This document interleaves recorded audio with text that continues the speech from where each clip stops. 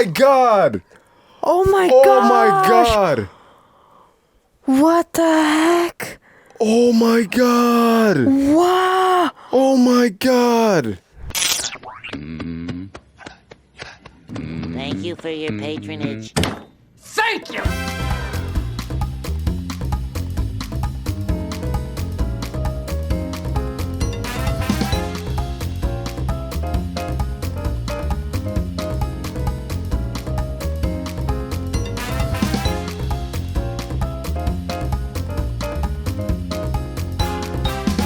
What's up, guys, and welcome back to another episode of Mentally Gone Reacts. My name is Callie Lacerda. And I'm Gabriella Lopes. And what's your name, sir?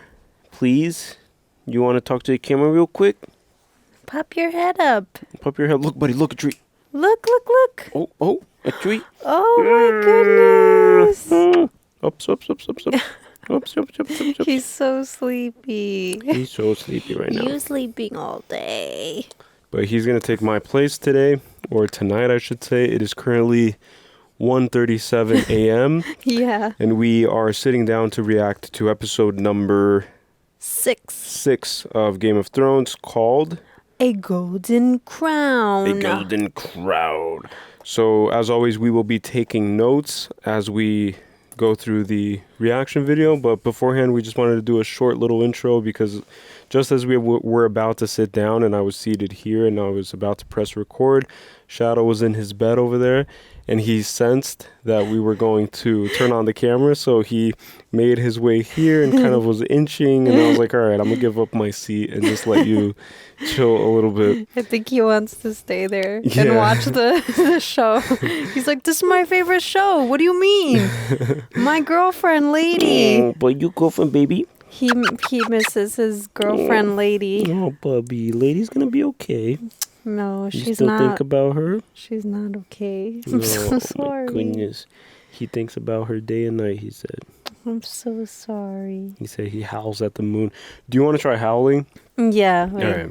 Put the microphone a little bit lower. Because sometimes he howls when we do that. Woo.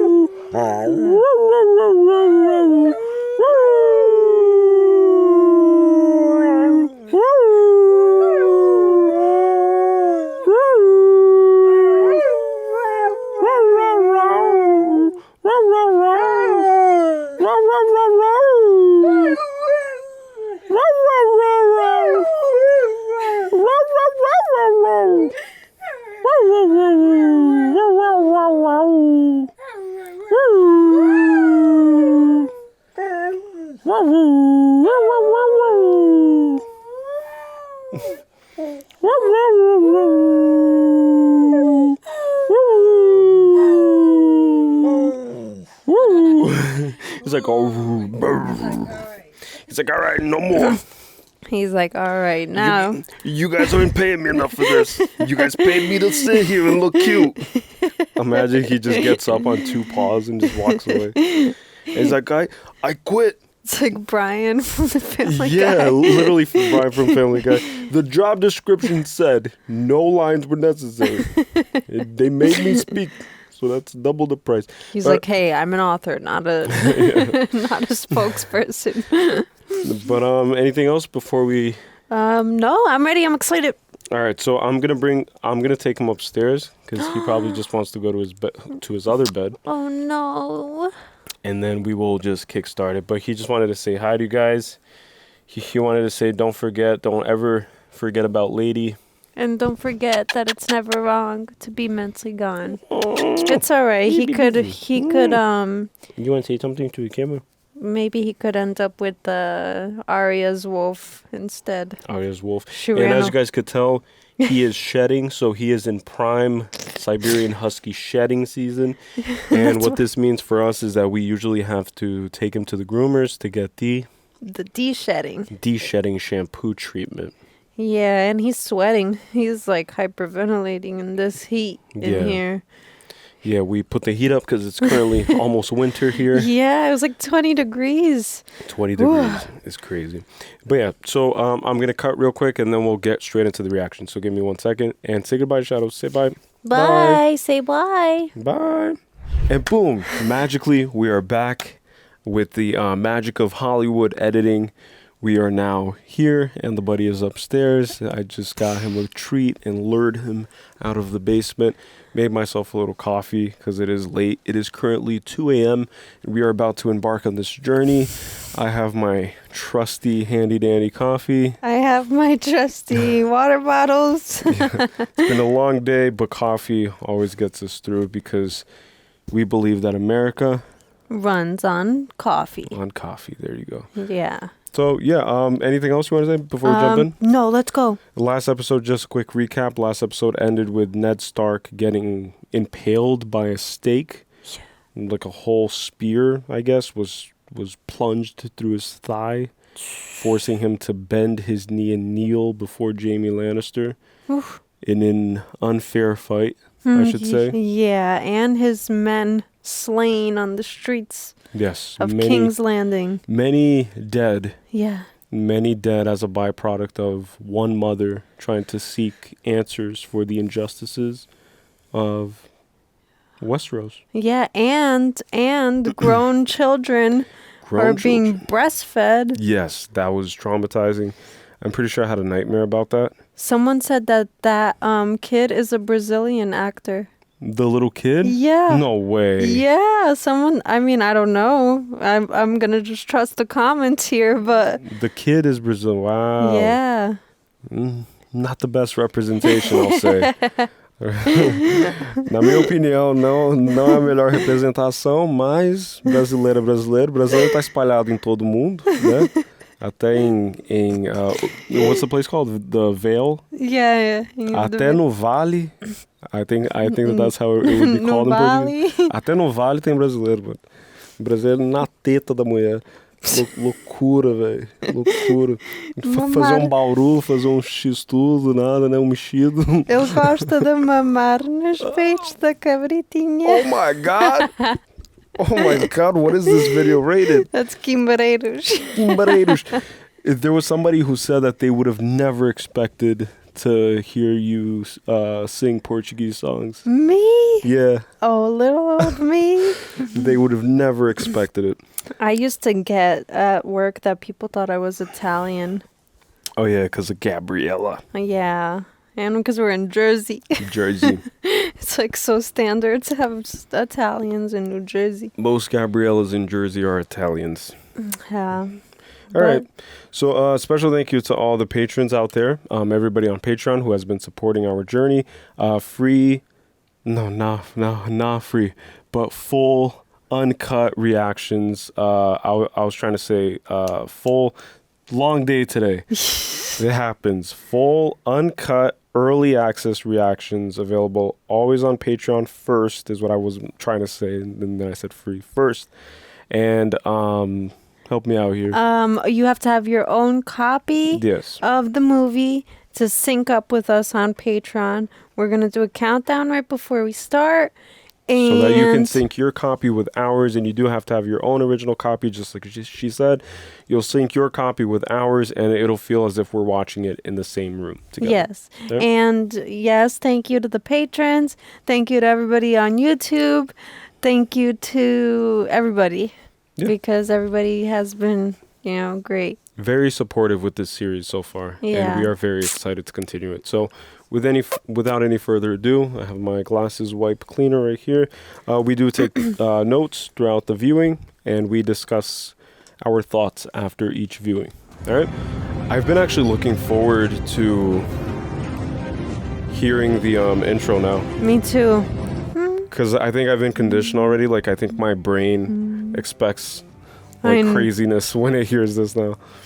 So to see some crazy stuff. It's got a nice tune. It looks the same. Oh, but they added the veil. Right. The iron. Oh, right? the eerie. Yeah. Because it's spooky over there. It's eerie. Oh yeah, and Tyrion is like hanging off the edge of a. Oh yeah, he's in prison, right? He's like out in an outdoor prison in the up high. All the way up in that little cloud castle.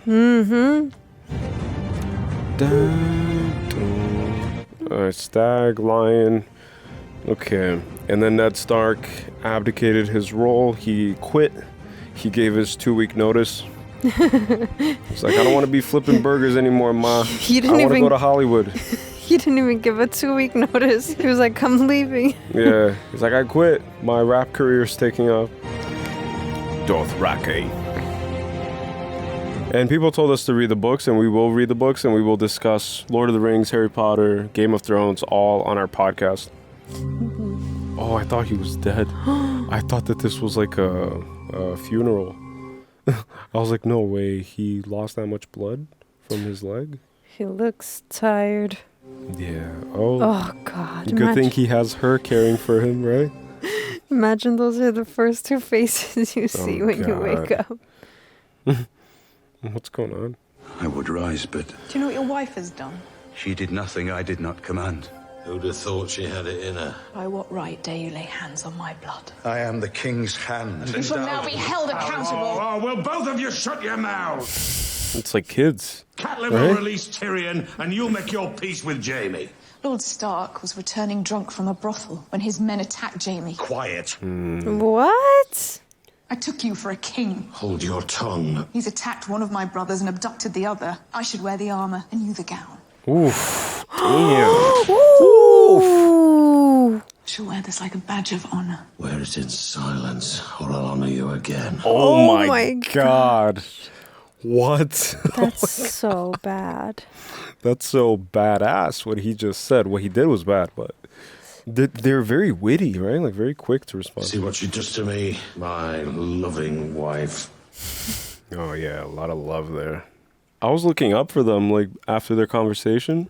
Yeah. What he does. If we don't act, there will be a war. So tell your wife to return that little shit of an imp to King's Landing. Send a raven and put an end to it. And what about Jaime Lannister? I'm half a kingdom in debt to his bloody father. Oh yeah, I forgot. Almost forgot. I can't rule the kingdoms if the Starks and the Lannisters are at each other's throats. So enough. I mean, he has a point, but... With your leave, I will return to Winterfell and set matters straight. Piss on that. Send a raven. I want you to stay. I'm the king. I get what I want. Oh man. He doesn't look like he's in any condition to travel anyways. I never loved my brothers. Sad thing for a man to admit, but it's true. You were the brother I chose. We'll talk when I return from the hunt. Oh, he gave him back his badge. Targaryen girl. 7 hells. Don't start with her again. The girl will die, and I'll hear no more of it. Put on the badge, and if you ever take it off again, I swear to the mother I'll pin the damn thing on Jaime Lannister. Oof, man, that's interesting. He wouldn't want that. Jaime Lannister, Hand of the King. It's interesting because the Lannisters are basically kings then, right? Because they hold the king in their debt. Yeah. Oh, the eggs again. She's been heating them up, right? Trying to maybe... Oh, like incubating. Mm-hmm. You know what I think about is the Hagrid scene when Hagrid hatches a dragon. It's like, oh, look, he thinks I'm his mommy.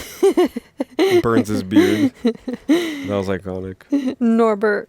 Norbert, right? His name? How do you remember that? I don't remember names. Because I loved it so much. Boiled egg. Mm-hmm. Have you guys ever tried ostrich egg? Comment below if you have, and tell me what it tastes like. If it tastes like anything, like if it tastes like regular eggs. Oh, with their bare hands. Damn. Oh, but her hands. How about her hands? Oh. You're hurt. You're not. Oh, it's the same dream. It's just replaying. Look, it always guides him away from bow practice. And where is it going? Because that's what I wanted to know. It rests on the head of the wolf, and then it perches onto another head of the wolf. Oh, it's taking him into the catacombs. Oh. Oh my god. Damn. Oh, his saddle. They made it. Oh, that's really cool. Wow. Oh, look. You need to make the Lannisters pay for Jory and the others. You're talking about war. I'm talking about justice. Only the Lord of Winterfell can call in the bannermen and raise an army. The Lannister put his spear through your father's leg. Wow. The Kingslayer rides for Castle Rock where no one can touch You want him. me to march in Castle Rock? They attack your father. They've already started the war. It's your duty to represent your house when your father can't. Wow. And it's not your duty, because it's not your house. Why would he say that? Because he feels intimidated by the responsibility, so he's projecting it onto someone to make himself feel better. That's not fair. Where's Bran? Don't know. It's not my house. Oh, That's what you get, honestly. they're great at these snarky, poignant comebacks. Uh-oh, Bran. Don't go too far. I'm just happy to see him moving around again. Oh. What is that? Oh, is that one of the zombie things? Oh, no. Oh, he's going into the high grass. Oh, no. Oh, no. Oh, there's more than one. Oh, it's like those tribal people. Oh, there's more than one. Deep dark woods. Oh, that's the girl from Harry Potter, the Nymphadora. Yeah. You some kind of cripple? I'm Brandon Stark of Winterfell. If you don't let me be, I'll have you all killed. Oh, my gosh. Off and stuff it in his mouth. What? Benjen Stark's own blood. Think what Mance would give us. Piss Cut his leg. on Mance Raider and piss on the north. We're going as far south as south goes. Ain't no White Walkers down in Dawn. They're from the north. Let him go and I'll let you live.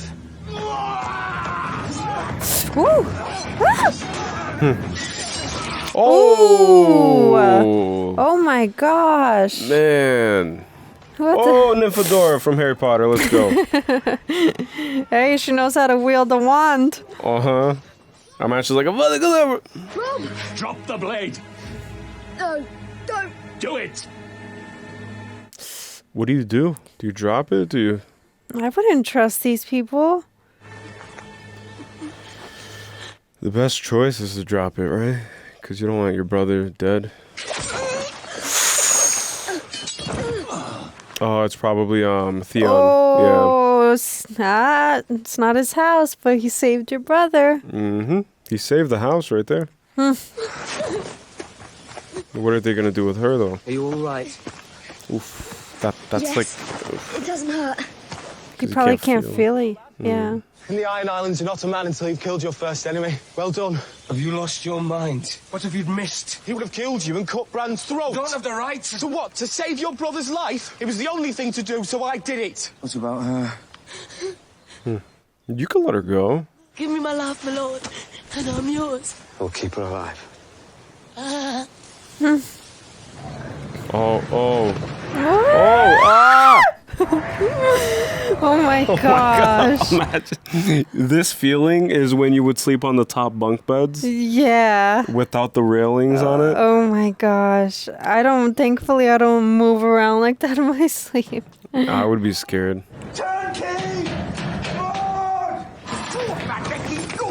Is he also an imp?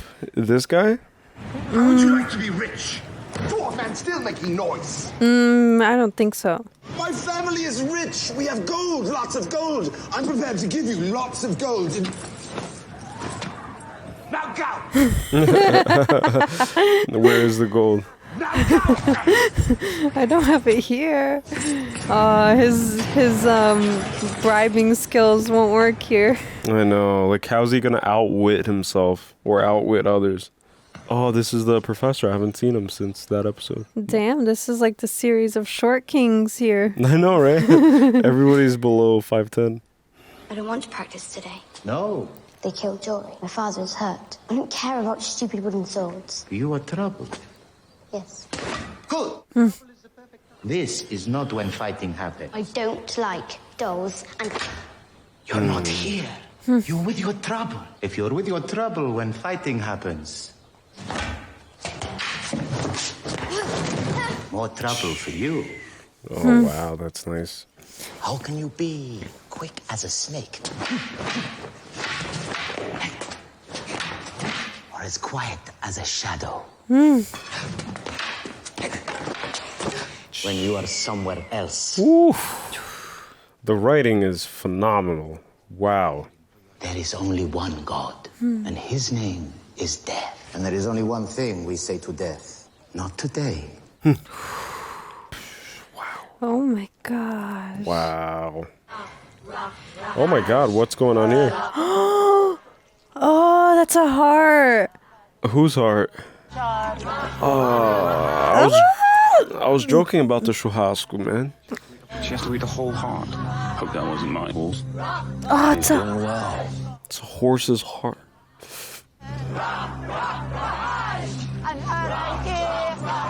Oh my God.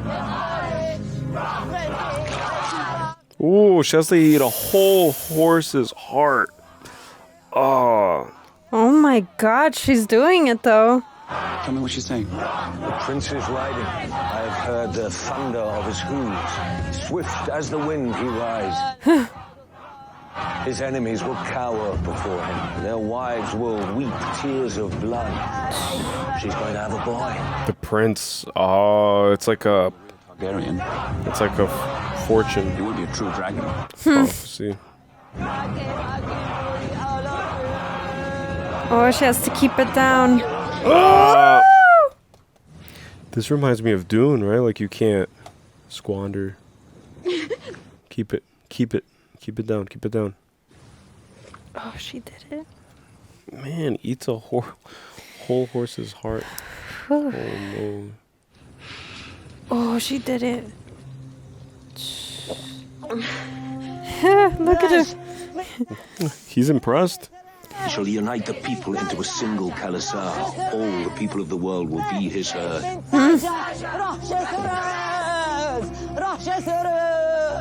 Wow. Rhaego. Woo! Rhaego. She's speaking their tongue too? Mm-hmm. Fluently. She's dressed like them. They love her.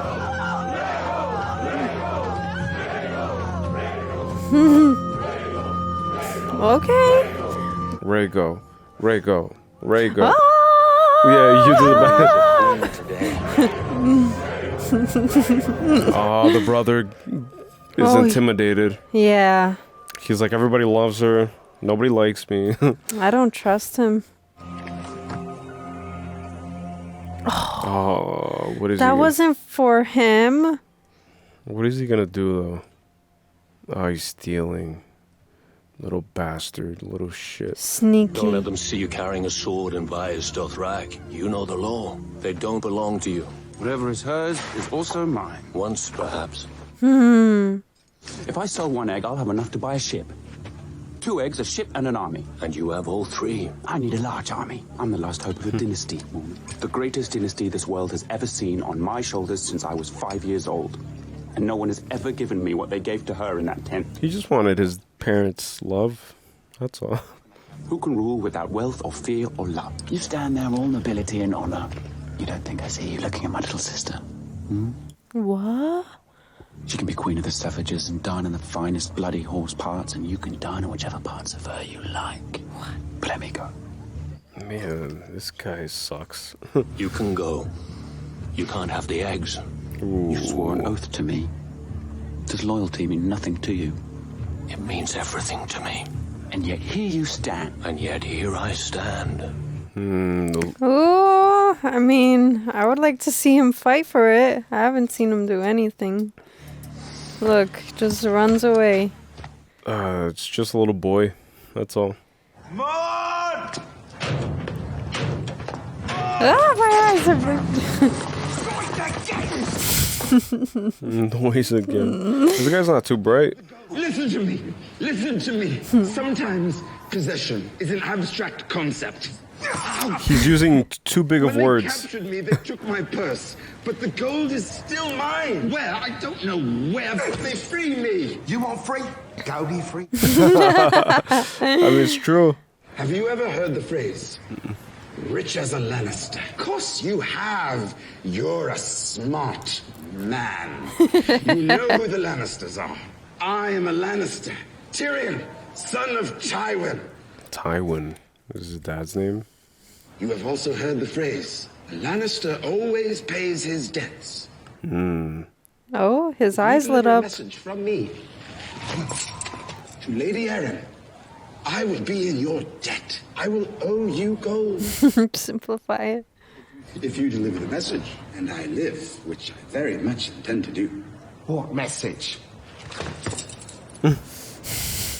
He's like, let me stand up. Hold on. Tell her I wish to confess my crimes. Knowing him. He's planning something. Sky sails always break them. Speak, imp. Meet your gods as an honest man. Let's see. I'm not particularly good at violence, but I'm good at convincing others to do violence for me. You want specifics, I suppose? When I was 7, I saw a servant girl bathing in the river. I stole her robe, and she was forced to return to the castle, naked and in tears. If I close my eyes, I can still see her tits bouncing. When I was 12, I milked my eel into a pot of turtle stew. What? I flogged the one-eyed snake. I skinned my sausage. What? I made the bald man cry. Into the turtle stew, which I do believe my sister ate. At least I hope she did. Oh my. Jackass and a honeycomb into a brothel. Silence! What happened next? What happened next? The kid's interested. You were accused of hiring a man to slay my son Bran in his bed, and of conspiring to murder my sister's husband, Lord John Arryn. I don't know anything about all that. Maud, take him back to the dungeon. But this time find a smaller cell with a steeper floor. Is this how justice is done in the Vale? You accuse me of crimes. I deny them. So you throw me into a cell to freeze and starve. Where is the king's justice? I am accused and demand a trial. Yeah, that's only fair. Then by the king's own laws you will pay with your life. I understand the law. We have no execution in the Eyrie. Life is more elegant here. Open the moon door. The moon door. It's so elegant. Open the moon door. Oh, shoot. Oh my gosh. Oh, so execution is just free fall. Oh my gosh. You want a trial, my Lord Lannister? Can I have a Very parachute? well. My son will listen to whatever you have to say, and you will hear his judgment. What? Oh my god, this kid's a psychopath. By one door or the other. No need to bother Lord Robert. I demand a trial by combat. Oh. Trial by combat. Let's like fight for. I don't think I've seen him fight. We've only seen him do the whole thing. Let me be your champion. The honor should be mine. For the love I bore your lord husband, let me avenge his death. No, look at all these suck-ups. This kid's... Did you want to avenge my husband? With all my heart, my lady, but the imp is half my size. Shameful to slaughter such a man and call it justice. You demanded a trial by combat. I will gladly fight the imp's champion. For you. I wouldn't be too glad, sir. I name my brother, Jaime Lannister. Ooh. The Kingslayer is hundreds of miles from here. Send a raven for him. I'm happy to wait. The trial will be today. Yeah. Do I have a volunteer? Oh my gosh. Because he can't fight. And who would want to vouch for him if they're in her place? Someone, because he has money, right? Like somebody. Yeah, he's going to offer it probably right now. Money. I think we can assume that no one is willing. I'll stand for the dwarf. Oh. Oh, the guy. This guy's been with him since the wall, right? Or no? I just remember him. Oh, has he? I don't remember, but I think he was with them for a while. Back in our day, you weren't a real man until you'd one girl from each of the 7 kingdoms and the Riverlands. We used to call it making the 8. Making the 8. I don't believe so, Your Grace. Those were the days. The ones where half of Westeros fought the other half and millions died? Or before that, when the Mad King slaughtered women and babies because the voices in his head told him they deserved it? Or way before that, when dragons burned whole cities to the ground? You might be my brother, but you're speaking to the king. It was all rather heroic. If you were drunk enough and had some poor Riverlands whore to shove your prick inside and make that 8. Oh my god. That's why he doesn't like his brothers. He doesn't love his brothers, he said, right? Mm-mm. And what's the deal with this dude? Could somebody fill me in on who Lancel is? I think his name is Lancel. He's like his squire, and Cersei told him to make him... Who is he to Cersei? I don't know, but he's a Lannister. Our fields? Our granaries? Is that Ned sitting on the throne? He literally sits on the throne. Wow. They took our women. When they was done, they butchered them as if they was animals. Oh my god. They covered our children in pitch and lit them on fire. Oh my gosh. They weren't thieves. They didn't steal nothing. They even left something behind. The king's hand you're addressing, not the king. King is hunting. Oh my... Oh! Oh! What is that? Oh, that probably smells rotten. These men, Passive aggressive. are they flying a sigil? The one who was leading them, taller by a foot than any man I've ever met, saw him cut the blacksmith in two. Saw him take the head off a horse with a single swing of his sword. You think it was the... Someone we know. The mountain. Oh. You're describing Sir Gregor Clegane. Why should Sir Gregor turn brigand? The man is an anointed knight. I've heard him called Tywin Lannister's mad dog. I'm sure you have as well. Tywin Lannisters. Reason the Lannisters might possibly have for being angry with your wife. If they were to order attacks on villages under the king's protection, it would be... That would be almost as brazen as attacking the hand of the king in the streets of the capital. Oh, it's true, yeah. Fair. They did worse. But perhaps I can give you justice in the name of our king, Robert. Lord Beric Dondarrion, you shall have the command. Assemble 100 men and ride to Sir Gregor's keep. As you command. It's the first time we see someone sitting on the throne, right? I believe so, yeah. I charge you to bring the king's justice to the false knight Gregor Clegane and all those who shared in his crimes. I denounce him and attaint him. Wow. I strip him of all ranks and titles, of all lands and holdings, and sentence him to death. Woo! This is a drastic action. Nope. It would be better to wait for King Robert's return. Grand Maester Pycelle, send a raven to Casterly Rock. Inform Tywin Lannister that he has been summoned to court to answer for the crimes of his bannermen. He will arrive within the fortnight or be branded an enemy of the crown and a traitor to the realm. Oh my gosh. Wow. He's really bold for that. Wow. Oof, he just basically stirred all the things, stirred the pot in every direction. Gold wins wars, not soldiers. And how come Robert is king, not Tywin Lannister? Ooh. Interesting. The moon door. Oh, here we go. Oh, he's not gonna need... Oh. This guy's... This guy's suited up. I was gonna say that exact thing. Suited up. Oh man. I really don't like the little kid, and he's Brazilian. Yes. Oh man, that sucks. Apparently. Ooh. Damn, there's no space to fight here. I know, everybody's just crowding them up. Oh, they're going up the stairs. There's like people all around. Oh. Oh. Do they have to throw each other down the hole? Oh. Oh, dude, you're gonna fall. Oh my gosh, oh my gosh. He's baiting him, though. He's right at the entrance of it. Yeah, he's definitely baiting him. Oh, this guy's quick.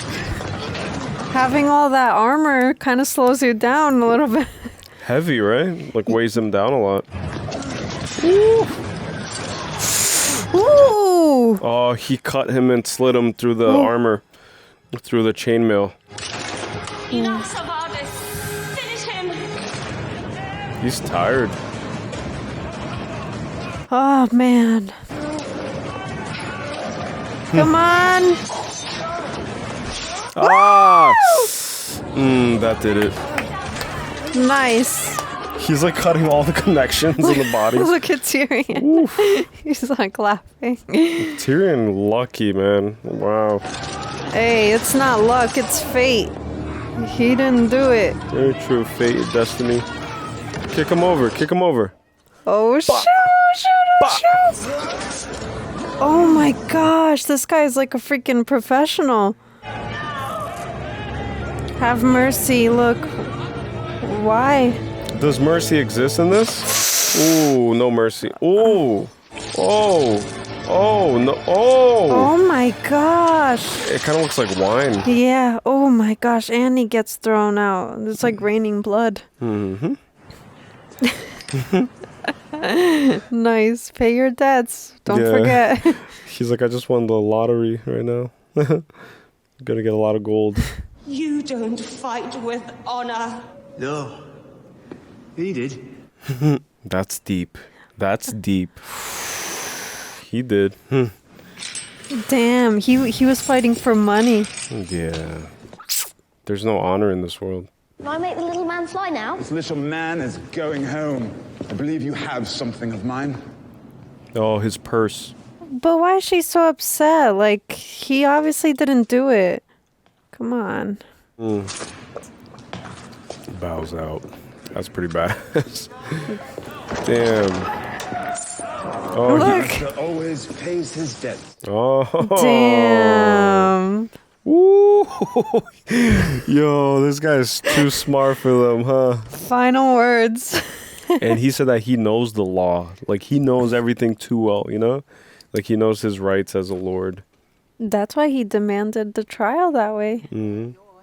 It's important to remember where you come from. I'm not sure your mother would like these new styles. My mother isn't from the north. I'm aware of that. Where are you from anyway? The north or the south? I come from a very small Oh, village wait. in a... I just realized I don't care. Oh my gosh. Now you are being rude. Ah, Sansa's kind of annoying, and she kind of deserves this Joffrey prince. They deserve each other. They're both shitty people. My lady This is the first time we see them talking. behaved monstrously the past few weeks. Well, aside from Lady, your permission. Nice. Okay, maybe there is a redemptive arc for them, right? Like maybe they could redeem themselves. Maybe they learn from their mistakes, from their Aw. shortcomings. It's beautiful. She has a butterfly on her Like the one your finger. mother wears. You'll be queen someday. It's only fitting you should look the part. Okay. She's still infatuated. Forgive me for my rudeness. There's nothing to forgive. You're my lady. One day we'll be married in the throne room, and you will be queen over all of them. I'll never disrespect you again. I'll never be cruel to you again. Oh, this is actually wholesome. Wow. You're my lady now. I was not expecting From this this. day until my last day. Wow. Septa, you gotta go somewhere, third wheel. Oh, Septa runs out of the room.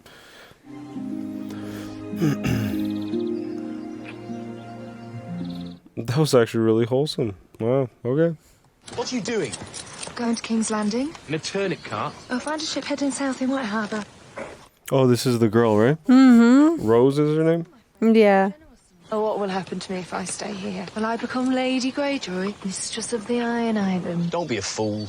I hear Jaime Lannister attacked Lord Stark in the streets of King's Landing. Every man for 100 miles will be marching off to war soon, and most of them will never come back. There's nothing left for me here. He doesn't want her to go. He's in love with her. But Yeah. he doesn't want to show her because she's See what? from the pleasure house. What? Whoa! Oh, What nope. the heck? He Commando. literally just paid for a show. Hello! Look at the other guy looking. The other guy almost broke his neck. The guy driving the cart. He'll pay hers too. He's like, hey, can I text you? I'm supposed to marry Prince Joffrey. I love him, and I'm meant to be his queen and have his babies. 7 hells. When you're old enough, go on, girls, get your sets and start packing your things. Wait! Come on! But it's not fair! Back then, like, you wouldn't really contest your parents, right? Like he ordered them, and even if you dislike the order, you got to do it. Mm-hmm. He's gonna do some light reading before bed. The lineage and history. Oh, I saw a 3-headed dragon, chains. I need this book so I could learn about everything. I know, Baratheon is the stag. Axel Baratheon, black of hair. Lionel Baratheon, black of hair. Stefan Baratheon, black of hair. Robert Baratheon, black of hair. Joffrey Baratheon, golden head. Joffrey Baratheon. What does that mean? I don't know. But I think that what Sansa said is interesting, though. Oh, look, they're partying. They like to party, and she seems happy. She seems like she's enjoying having the time of her life. And this idiot, oh god. Oh, he's probably drunk. Where's my sister? Oh. He took some liquid courage. I'm here for the feast. Feast? Come. Get your hands off me. No one touches the dragon. Khal Drogo, I'm here for the feast. He reminds me of Loki a little. Yeah. He does, right? Like the skinny. That is no place for a king. You are no king. Ooh. Keep away from me. Viserys, please. Viserys. Oh, they're hissing. Put the sword down. They'll kill us all. They can't kill us. They can't shed blood in their sacred city. But I can. Uh-oh. Oh, no. I hate this I want guy. what I came for. I want the crown he promised me. He bought you, but he never paid for you. Tell him I want what was bargained for, or I'm taking you back. He can keep the baby. I'll cut it out and leave it for him. Oh my god. The heck? This guy's insane. He does not. He says yes. You shall have golden crown that men shall tremble to behold. What? He seems satisfied. That's what he wants, right? But that was all I wanted. Okay. What was promised? Now go back to dancing. But he made a threat, which is not gonna be taken nicely, I don't think. It's pretty crazy. Oh.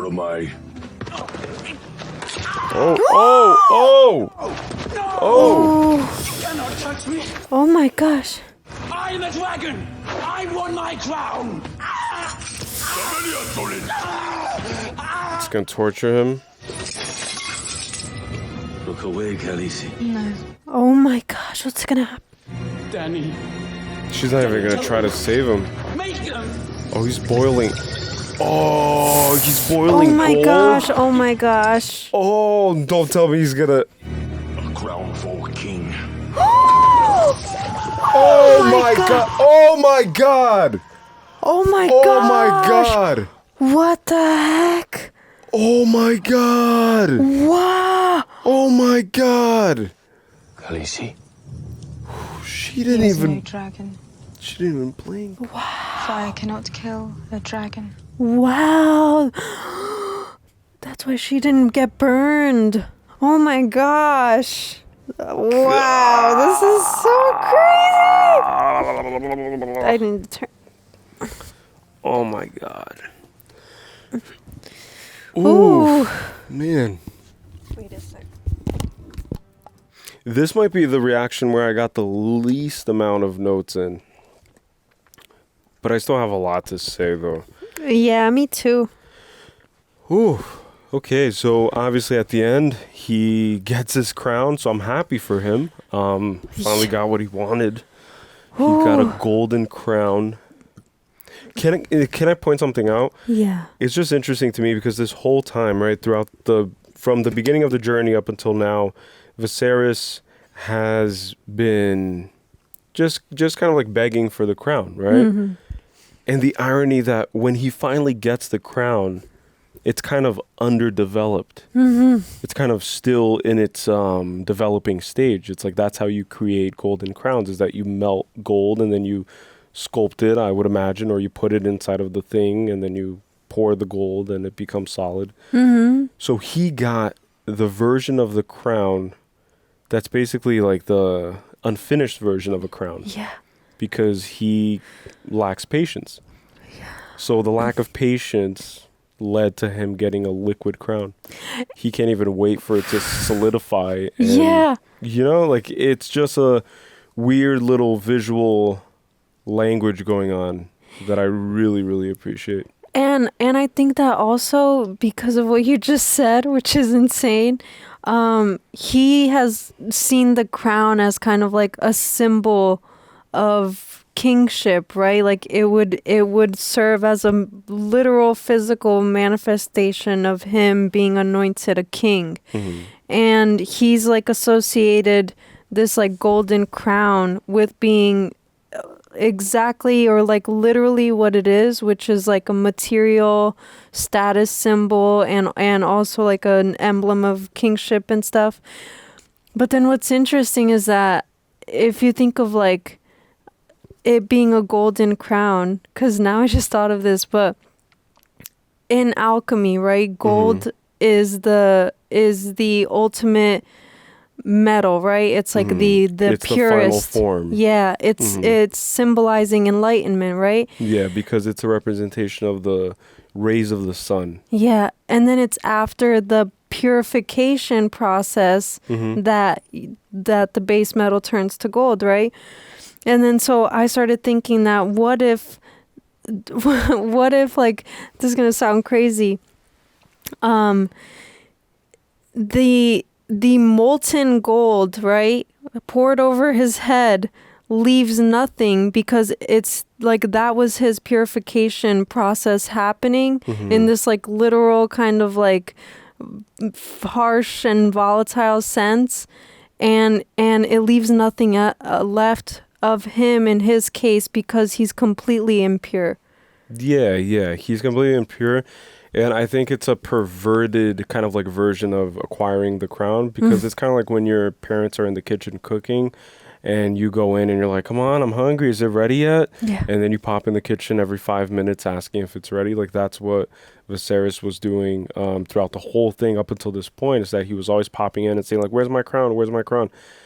And then Khal Drogo literally said, all right, you want the crown? Fine. Here's your stupid freaking crown. And then just gives him a freaking uncooked crown, essentially. Oh my god. It's like, eat it raw. Here you go. You want it so bad? Eat it raw. So it's kind of like if the parent just got undercooked meat. Yeah. Filled like seasoned with salmonella and just gave it to the kid to shut him up. Like, here, look, it's raw. You want it? And then it's kind of, all right, so get out of my kitchen and shut up. You can't wait for it. Yeah, like that's happened to me. It's like, if you can't wait for it, you want to eat it like this. Yeah, but it's also perfect though, because the crown usually represents worthiness, right? So it's a reflection of the king's worthiness for that position as king. So in this case, the only crown he's worthy of is one where it's kind of underdeveloped. It's not formed. Yeah. It's not official. It's just gold. It's gold kind of, it's unstructured gold, which is a great kind of analogy and representation of him as a person, is that he's just unstructured. Like, he's unformed. He's underdeveloped. He doesn't have any real honor, any real kind of like claim to the crown aside from his name. Exactly. Like, he doesn't have any like inner resolve, like any inner refinement that he's done, and so he's not worthy of any crown because he just has like a sense of entitlement, Right. and that's all it is. And so it's literally just associated with this like physical representation of a crown, but he like none of his actual character resembles it. And Yeah. so that's why he isn't a true dragon, like she said. He's not a true dragon, and it's cool too because like this show, what I've noticed so far is that usually within each episode there are two parallel, kind of like concurrent storylines happening, and in this one, the Golden Crown is also applicable to Ned Stark sitting on the Iron Throne, right? So he's sitting as acting king while Robert goes out hunting while drunk, you know, drinking, abusing wine as always, and abusing his servants and abusing his power and his title as king. And then you have this non-king having to sit in the throne and govern the kingdom. And yeah, like he obviously made some bold decisions. He declared war. He's basically declaring war. Meanwhile, his wife is somewhere in the clouds, you know, completely detached from the whole politics of Westeros. She's completely detached, just like her sister. And yeah, it's just like a parallel between kingship is my point. It's all geared around like what makes one deserving of the title of king and what makes one deserving to sit in the Iron Throne. Yeah. And in this case, Ned Stark shows what it actually takes to be able to reach that position, and how basically, what's the word? Unapologetic. Unglamorous it is. Like it's not glamorous to be king of the Seven Realms, and that's what Ned Stark has experienced. Yeah. And then you see Ned Stark's daughter Sansa also have a similar illusion, kind of like a way of viewing kingship and queenship as this fairy tale thing, which it's far from. Yeah. You know, like he's barely standing up, and he has to, you know, act as king.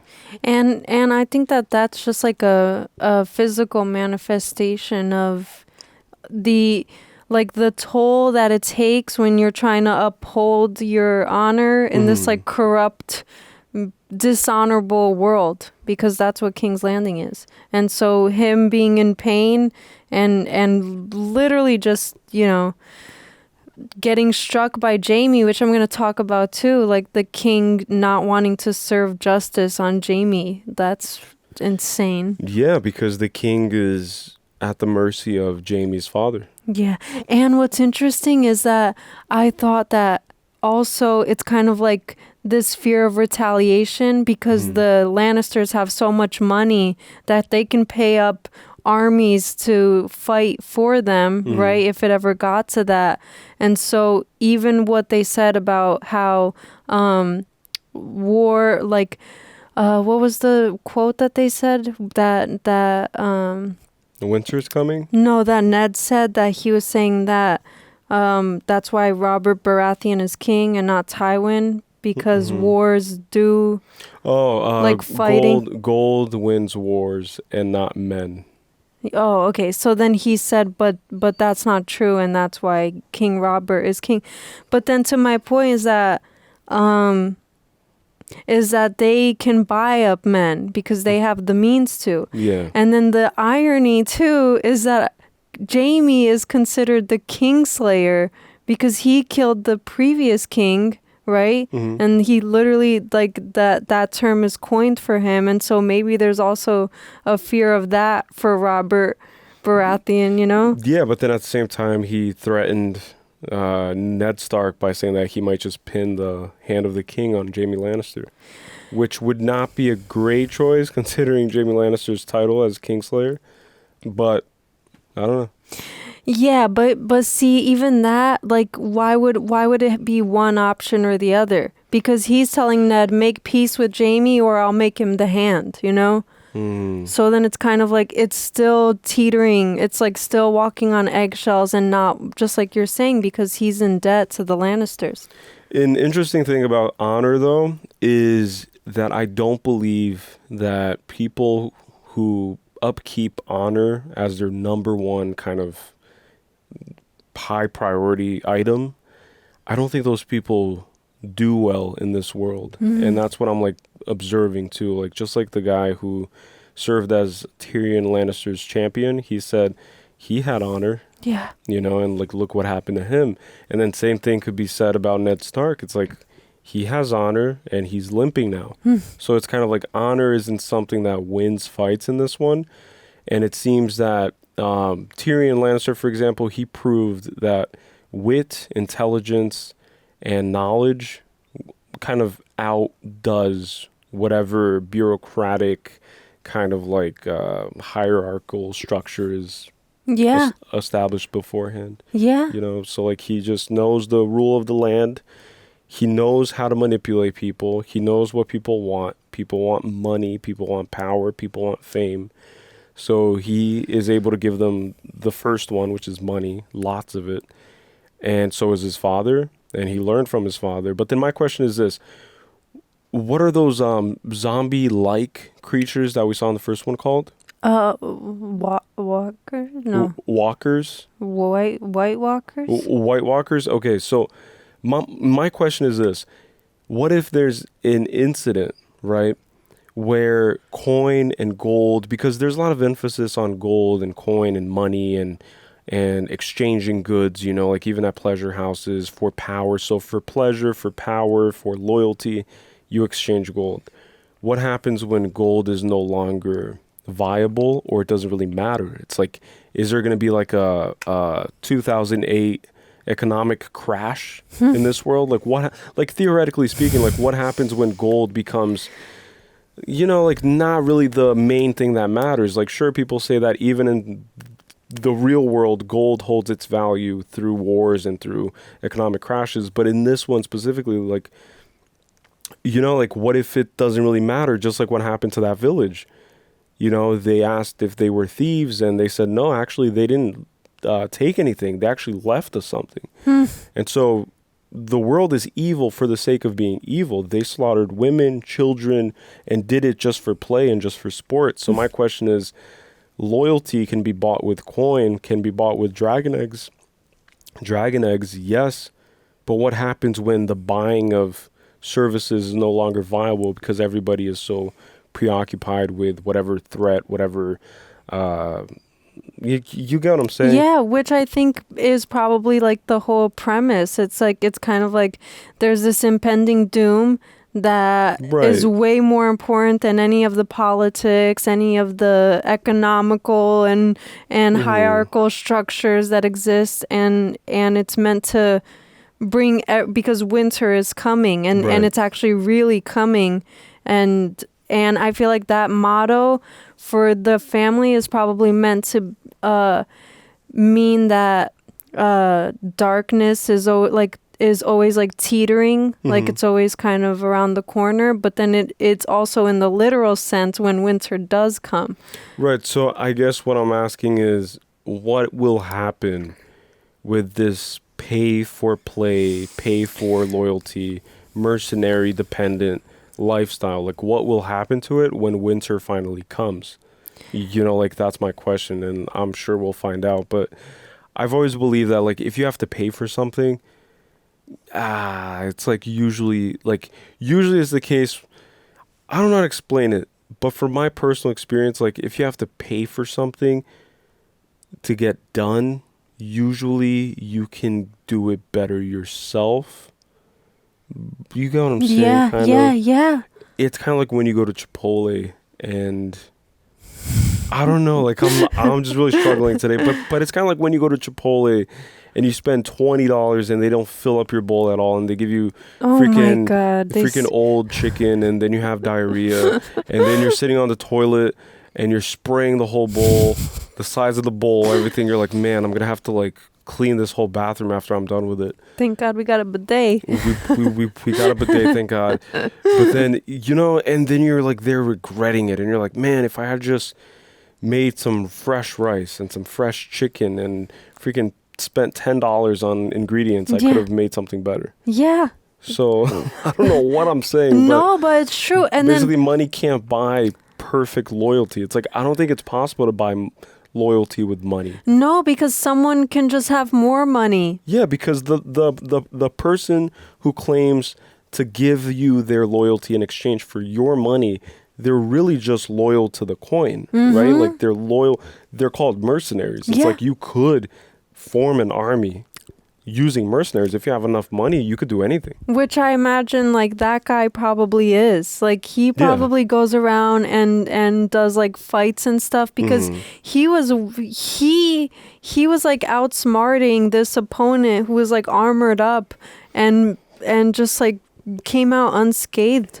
Yeah, because he's also like kind of used to the ways of the world too. Like he's not confined to a certain kingdom. He's a traveler, right? And that's another thing that I've noticed is that Tyrion Lannister is always traveling. He's traveling through the different kingdoms, through the different realms and parts of the world, and he's experiencing everything head on and oh my God, I can't speak firsthand.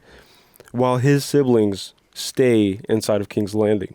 Like Jaime is guarding the door of the king and listening to his sister have at it with the king and a few other friends inside. Before you start, I just want to apologize again because it's 3 a.m. and today I'm a little rusty. Long day. Long day at the office today. Long day. And that's why I had to have some coffee. But we want to record today because then we'll have it available earlier in the week. Next week on YouTube versus towards the end. Yeah, and because we couldn't wait to watch it because this is the craziest episode, I think. Like this one is the craziest one so far, and I think it just incrementally gets crazier and crazier. Yeah, it is with the especially visually, right? Like the first episode really got us to a very nice start because it felt very kind of like extreme too, with all the dismembered parts and the White Walkers and the introduction to the lore of everything and how gritty and grimy this world is. But this one definitely shows a lot of, I don't know, just like ruthlessness. Yeah. Yeah, there's like an air of ruthlessness, just like hers, looking at her brother, kind of watching her brother get murdered. Yeah. That's interesting, which again, another parallel, not having love for your siblings. You know, it's the Khaleesi and it's Robert Baratheon. And it's the queen with Tyrion. Like and Jaime. I feel like he does. He said that he was going to rely on his brother to serve as his champion. So maybe that shows that he does have a friendship with his brother, but the sister and brother dynamic is definitely like destroyed in this one. Yeah.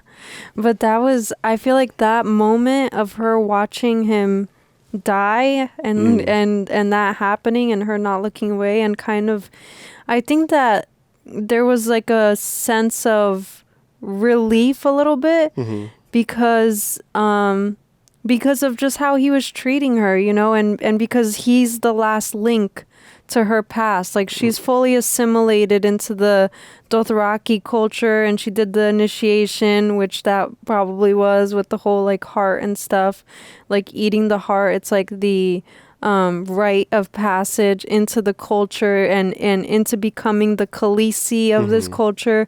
And so her brother was like the last thing tying her to her old self and kind of still trying to like keep control over her. Keep control over her and instill fear in her still. Yeah, speaking of the eating of the heart, but I completely agree with everything you're saying, and I also think that he is not the true heir to the Targaryen throne, which obviously now he isn't, but it became obvious once she touched the eggs and she didn't have any reaction to fire. Yeah. If you're a house known for having royal dragon blood flowing through your veins, the last thing you want to be affected by is fire. Yeah. You know, so that's interesting how now it's kind of undeniable. She's the last Targaryen, right?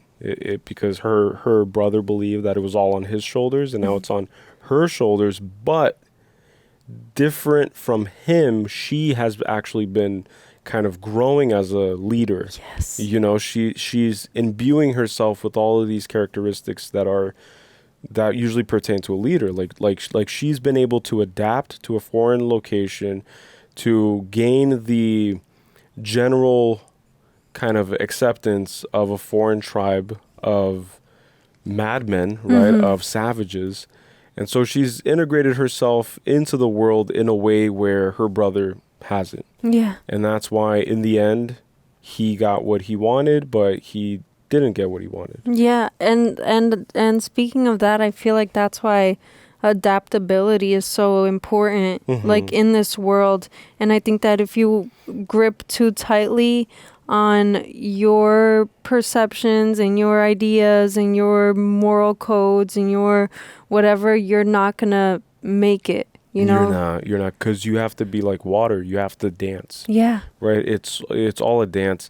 And eating the horse heart was so interesting because obviously the Dothraki people, they believe in a deity that's a horse, the great stallion, right? But eating the heart of a horse, the first thought I had is they might believe that what you eat, you embody the characteristics of. Yes, yeah. So maybe that's why they eat like horse jerky and horse meat and the heart of the horse. So a leader has to have the heart of the horse within them. So maybe that's what they literally believe. It's just that like maybe the ancients, not all of them, but maybe a lot of the ancients, especially those like niche tribes in the heart of the Amazonian jungle, for example, like they are very literal. It's like if you want to be good leader has the heart of the horse within him. But you know that's actually, well, I don't know if it's proven, but when I was like looking into like animal-based diet and stuff, and it's kind of like carnivore, it's literally, well, from who I was like learning it from, he was explaining, Paul Salandino, he was explaining that eating beef liver, for example, literally helps heal your own liver, and vice versa with like swap it with any organ of the cow, for example, and it will heal that part of you. Interesting. So kidney, heart, and then it's what you're saying. And then what's interesting too is that that's not just for like tribes, for example, because if you take religion, the Eucharist is meant to connect you to is meant to be like a divine union. It's the bread and body of Christ. And then it's meant to connect you to the divine. Oh, that's interesting. So in the same light, by you consuming the body of God, you kind of absorb all of the qualities and you become more like Jesus and you become more like the God. Yeah. And they worship the horses. Blood of Christ too. Yeah.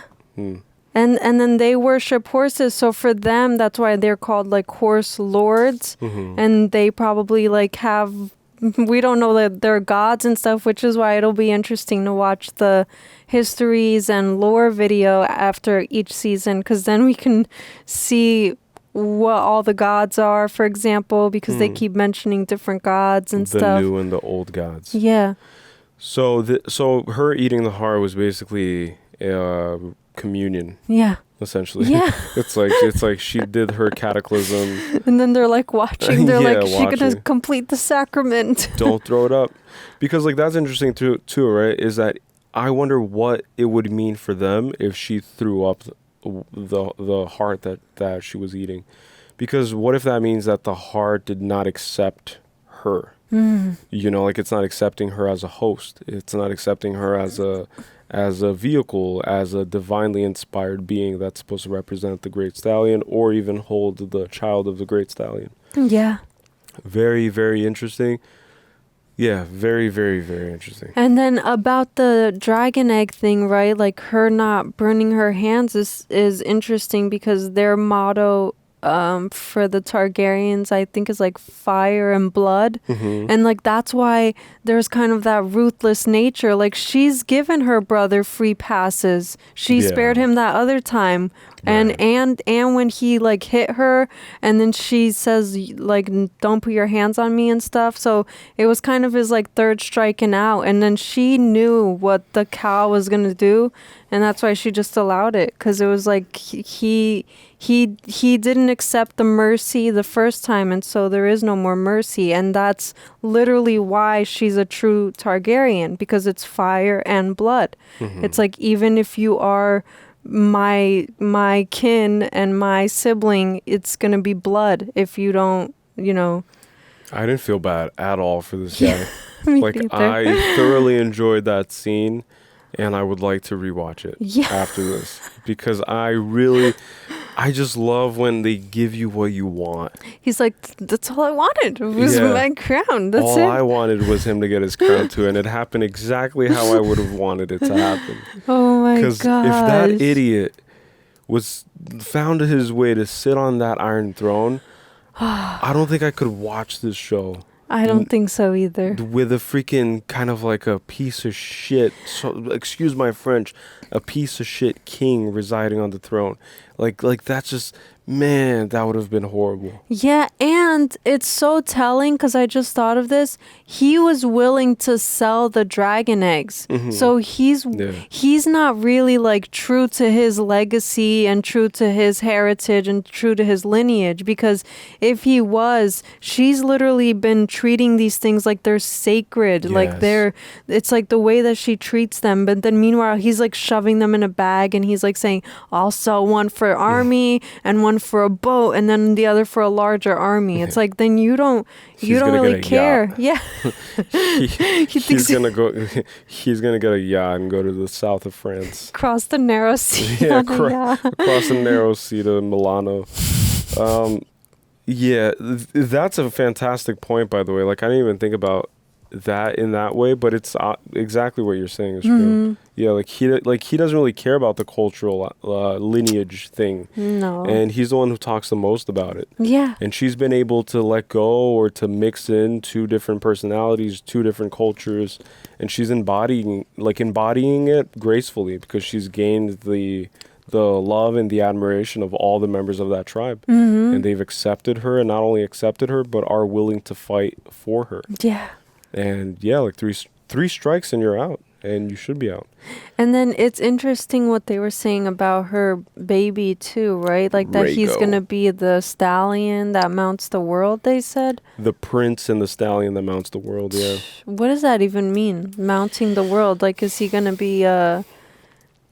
be sleeping around? He's mounting everywhere? I think, from my understanding, is that he is going to fertilize the world, right? Like, that's what it means to mount something, to mount the world, to mount the earth. The earth is usually Mother Earth. It's usually a feminine aspect.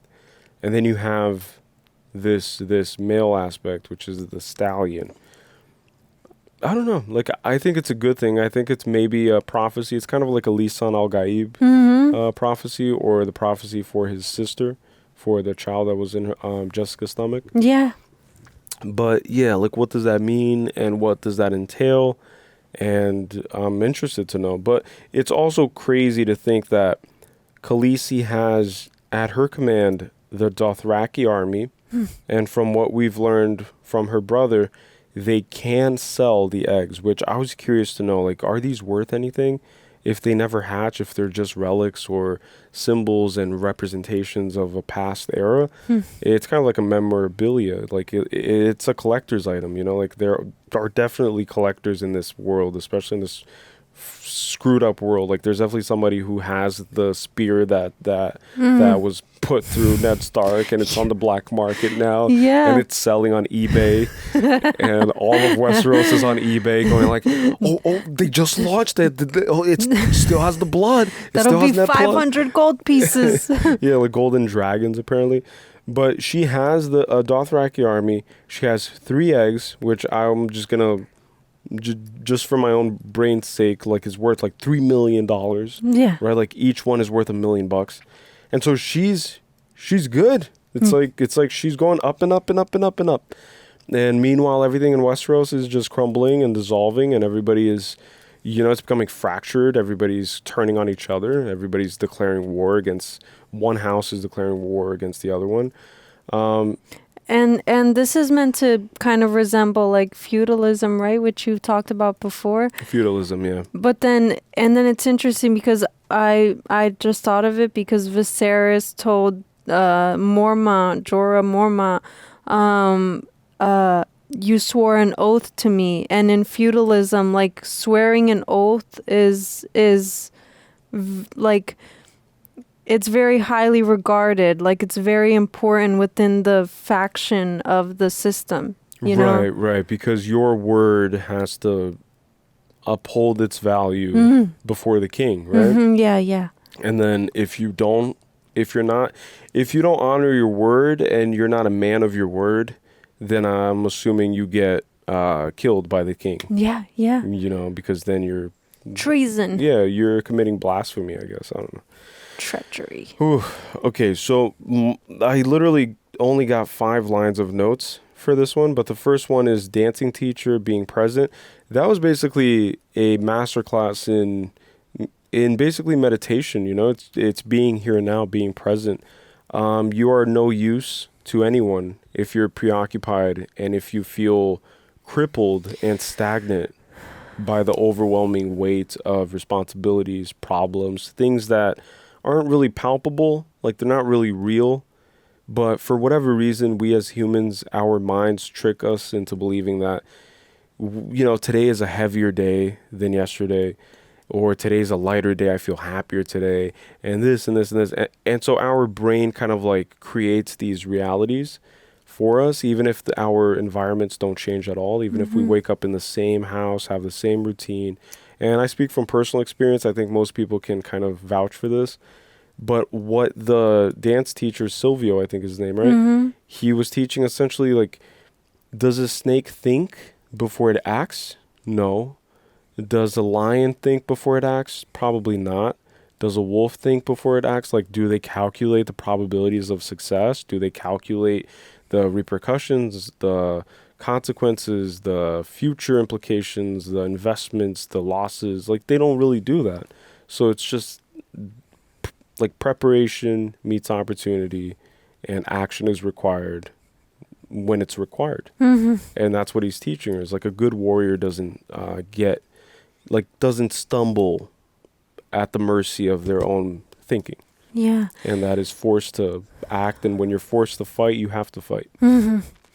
It's just so hard to process. Oh, I'm just making sure. It's just so hard to process that she's so young, you know? And I got like kind of emotional like in that scene because she, like, you could tell that she's very worried about her dad. She is, yeah. And she's like holding back the emotion and stuff. And then he's like, you know, pushing her and like saying like, you can't have the troubles and stuff. But it's just interesting because then she's like, oh, they killed Jory though. And she's actually like, and she overheard Varys talking, right? In the, underneath the throne room, like in the catacombs and stuff, about how her dad might be in danger in the dungeons of the Red Keep. Yeah, and so imagine like all of that pressure and like new understanding now, and it's this loss of innocence, and she's just holding all of that weight, and she's genuinely fearful for her father. And that's why she ran to him, and she, you know, pleaded to him to like, you know, see it and stuff. But I got like just really emotional because it's, you know, I feel like I've always like kind of felt that way a little bit. Like it's like a soft spot for my dad, like in the way of, you know, wanting him to be okay and stuff. And I think about him like working in the cold and how he like smokes a lot and stuff. And then I just like worry about him. Yeah. But everything's gonna be fine, right? Yeah. People are strong. Yeah. And your dad's strong. Sorry.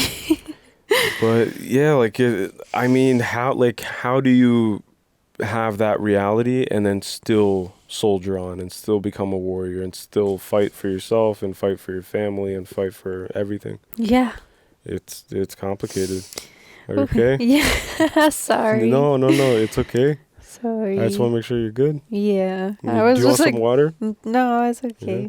But I was like feeling it in that scene. I was like, it's and it's so different from Sansa. Like Sansa's kind of like still in the clouds a little bit. Like I could tell that she also feels something, but she just has a different way of expressing it because she was like very hostile towards the Septa, and I think that that was also because of her dad, but it's just this different way of expressing her feelings than Arya, because Arya's very vocal, but Sansa seems to be kind of like still having one foot on either side, you know? Yeah, I was going to actually make my next point about Sansa, and I was just going to start it by saying that I'm very worried about her. Yeah. It's like I'm worried about just how blindly and kind of deliberately naive she's been.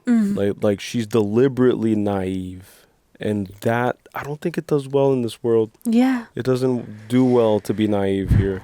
And her sister, her younger sister, ironically has more insight into the inner mechanics of this kingdom than her older sister, who is next to be queen. Yes. Which is mind-boggling. Mind-boggling. And I think that maybe Arya should pull Sansa aside and say, listen, sis, I want you to do well here, and I've been learning how to fight, and maybe you should join our little club too. Like, Dad doesn't have to know. Joffrey doesn't have to know. Cersei, the king, and also they're planning to kill Dad. Yeah. You know, like somebody's trying to kill the hand. Somebody's trying to take over. Things are going to go down. The Targaryens are across the Narrows. It's like, I don't think Sansa knows anything. I think Sansa just knits all day and watches little puppet dramas, you know, those little puppet things. Yeah. Because they didn't have plasma TVs back then. I don't think. But who knows? But yeah, like, I'm worried for Sansa. And that's what I was going to say too, is that maybe Joffrey is a nice guy, right? Because from what we saw here, I was genuinely like, it's so different from what we first saw of him, but he did seem apologetic, so I'm like hoping that he's nothing like his mom, right? Yeah. Do you know those people when you can't really, like, I don't know if you guys can oh my God, I can't speak that. I don't know. I don't know if you guys could relate to what I'm about to say, but do you guys know those people where they don't have facial expressions? Yeah. It's like, it's just kind of like one expression the whole time, and then you can't really like get a read on them. Like, I've always had a very expressive face. I've always been like very expressive with my eyebrows and with my face, and I can like move it around. And I have thick eyebrows, as you guys can see. I have very thick eyebrows. I can move them. I've always been very expressive, like very, especially with my journey in life. Like, I had to move around a lot, so I had to kind of just use everything I had in order to convey, in order to communicate, in order to be accepted, in order to make friends, in order to survive, essentially. But you know those people where you can't get a read on them? That's Joffrey to me in that scene. Like, he just had a stale face. I want to believe that he's a good guy. I want to believe that maybe the whole incident with the dog and lady was just a little stumble.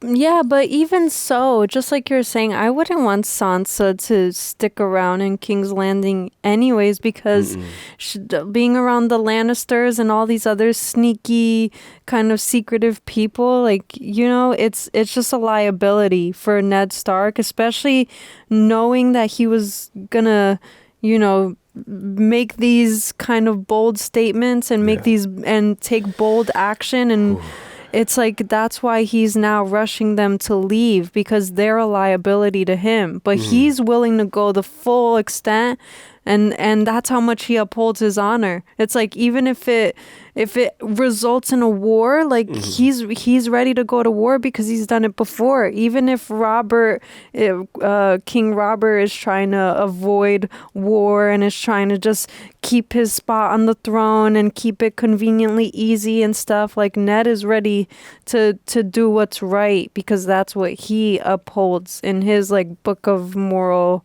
you know, of morality. Moral code. Yeah, that's true. I think I have to do some homework. I think I have to watch National Geographics. Is it National Geographics where you watch animals and stuff? Yeah. I do want to kind of like make note of that, and then one day just maybe tomorrow, like maybe tomorrow Sunday, maybe I'll watch like videos on wolves, lions, stags, And obviously you can't watch videos on dragons, but like maybe do some research into like the mythology of like dragons, like old school stories of dragons, and just try to understand a little bit more of the symbolism of dragons. I feel like I need to brush up on a little bit of that, because even with the Tully house, which is Catelyn's house, they are represented by fish. And then each house has their sigil and they have their animal. But I'm curious to know if every house acts exactly in accordance with the nature of each animal that represents them. Because we saw again that Bran or Bronn? Bran has the same recurring visions of a three-eyed raven or crow landing on top of the head of a wolf and then guiding him in like through the catacombs and through the underbelly of Winterfell, and it's also where all his ancestors are. And so in the hero's journey in Joseph Campbell's book, A Hero with a Thousand Faces, he talks about how there's always the call to the adventure, and then some choose to answer the call and some deny the call, and both decisions have their, consequences. But what the Raven is doing is kind of calling Bran. It's calling him into the underworld. Basically, like, come with me. And he still doesn't really get it. Like, he still doesn't go there. Like, he's still kind of just treating it as if it's just this silly old dream. But it's clearly his subconscious trying to process and trying to relay a message to him. Which, a crazy thing is that they use ravens as messengers, right? And then this raven that happens to have a third eye is relaying a message to Bran. But Bran isn't really making too much of a commotion about this strange dream that is recurring. And that's that's your sign that it's something.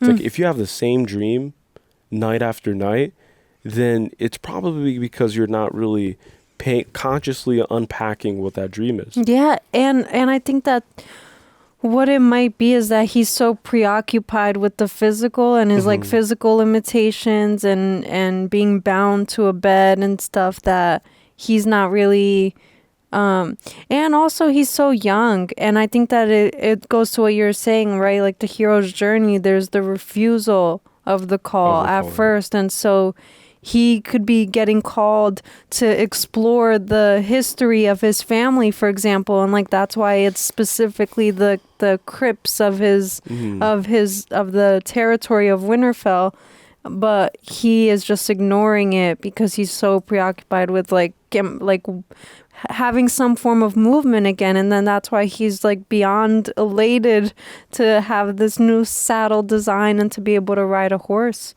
Yeah, and his dad is doing exactly what you're saying that he should be doing, which is researching the lineage and the history of the world that you live in. Like the more you know, the better prepared you are. I think that applies to this world too. Like if the more knowledgeable you are, the more you'll be able to survive. Yeah. And what's interesting about that you just made me think, because I've been kind of like reading up and stuff, is that the word noble comes from the word nobilis in Latin, which means to know. Does it? Yeah, and so to be a noble literally means that you're expected to be educated and to be knowledgeable, to know. To know the law. Yes. Wow. And we kind of alluded to that in a few of these episodes where we said that most people back then didn't know how to read. Yeah. Much less write their own names. Like they didn't even know how to write. And so the nobility, usually like they were the ones that had that opportunity and had that privilege. Yeah. Them and whatever religious sect, would have their monks, and they would isolate themselves inside of a church and then handwrite Bibles and manuscripts and scripts and that would probably took so long too. Oof, yeah. And then another thing too, because I was like thinking about all of the words, because I was like knight and peasant and kings, right? And then because I'm kind of like tism in that way, where I'm like breaking down words in like a sonetic and kind of whatever way. Yeah. And then I literally saw that like you can't spell king without kin, which is literally the idea of family and tribe. And so it's kind of like the king is literally a father figure. It's like he is the He's the king of the kins. Yeah, yeah. Out of the kins, you choose one to wear the crown Yeah. and represent the kin. Yeah. And then the word peasant, like if you break it down, it's P and sant. And then if you think about that, like P is like this small little sustenance, like this small little thing, right? Mhm. And then sant, it means holy or Santa Claus. or yeah. Santa Claus. Pesanta. Pesanta. Pesanta. You're just a pesanta. That sounds nicer than a peasant. Peasant. Peasant. Yeah, and then knight, right? Like knight, knight in shining armor. Does that allude to maybe? Because I'm trying to think, right? Like knights usually wear their armor. Their armor is usually the color of silver. Silver is usually known as the moon, right? Yes. It's a metal that's represented by the moon, Yes. actually. Like in alchemy, silver, I believe, is the moon, and then gold is the sun, and then mercury is Mercury, and then you have sulfur, I think it's Saturn, and then you just keep going and going. But silver is the moon, and then a knight with a K is basically like nighttime. It's like a knight in shining armor. Maybe what that means is that the knight is there to execute the orders on behalf of the moon deity, which maybe the pagans back then worshipped, because Catelyn's sister, Lisa, right? Liza, she opened the moon door. Yeah. And her knight in shining armor, in silver shining armor, fell through the moon door.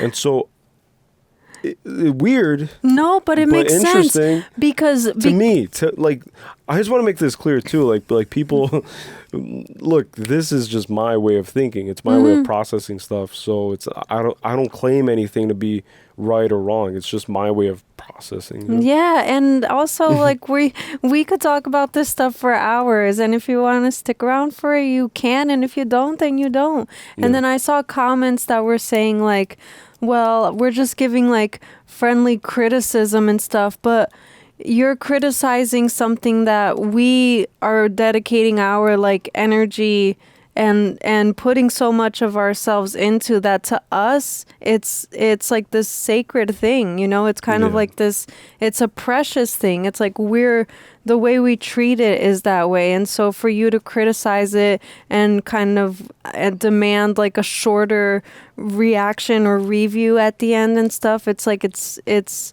like that's the reason we're gonna say no, and why we're gonna say like go somewhere else, because it's not fair. But at the same time, I think that it is well intended. I think that whether we want to believe it or not, the people who complain about these long reactions, I think that they just want more reactions.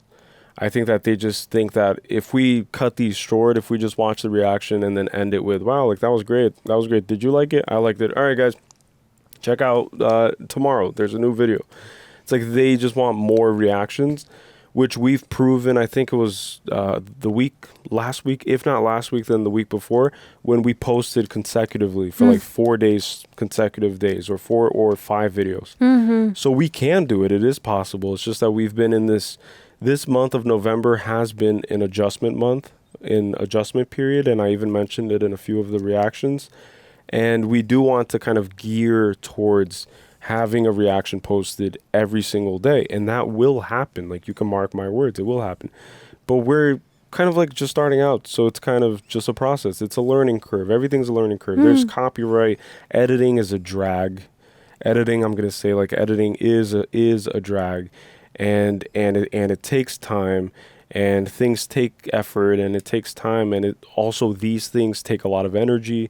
You have to be in a certain mindset. You have to be kind of in a good headspace, you know, which not every day you're going to be in a good headspace. Like, for example, today, full disclosure, I am not in a good headspace. I am in a very cloudy, as Michael Scott, my personal hero, says, it's kind of nebulous, if you know what I mean. It's kind of cloudy. Things aren't really firing. My neurons aren't like they sometimes are, or how I would prefer them to be. But I'm here regardless. I'm giving everything I have, whatever I have left in my tank for today, and we're doing it late at night because we want to post it earlier in the week. But that doesn't mean that we're going to start cutting corners in terms of quality. Like, you could see this as just an ongoing blabber fest. It's like, wow, these people love to just say nothing.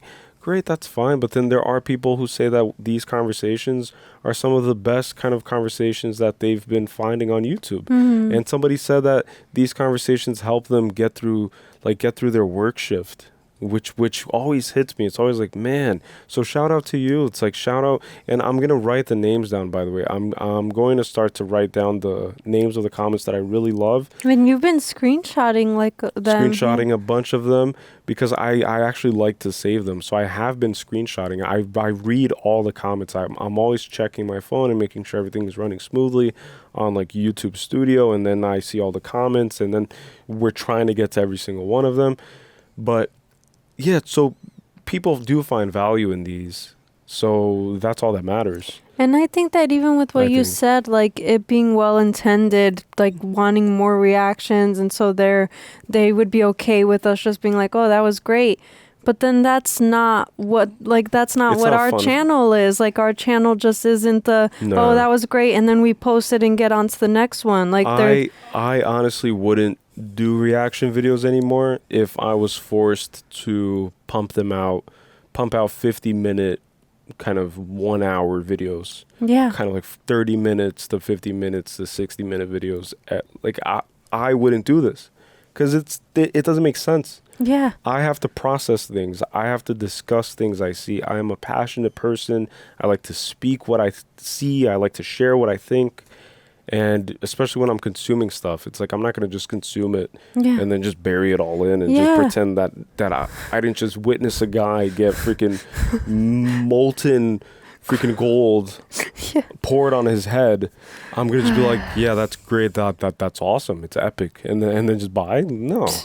But anyways, like, we don't have to spend any more time talking about this, but I just wanted to point it out. No, but that's exactly it. It's like, if we wanted to just watch it, we would just not do it on the camera. Like, you know, yeah, like, why would I do, like, why? It's like, it doesn't make sense. Yeah, but we just enjoy it. It's like, this is what we're here for, and we appreciate the people who are here for this. It's like, who are here for us, because like, this is who we are.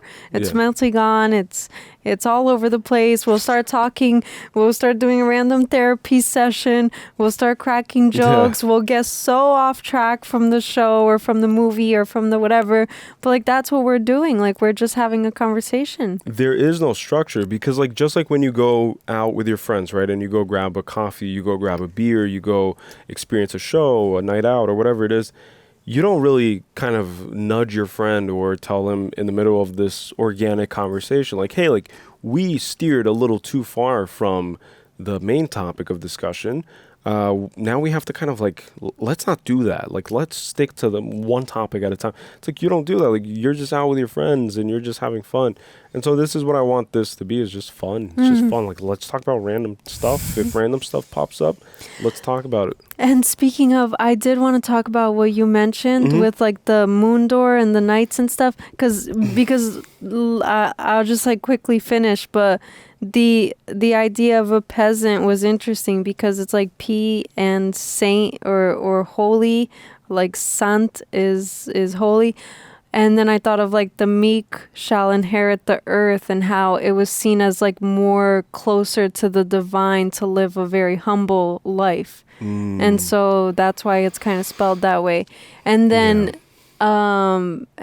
night actually used to be pronounced like k-night. Really? Yeah. Knight? Knight, yeah. Huh. And was a knife pronounced knife? Yeah.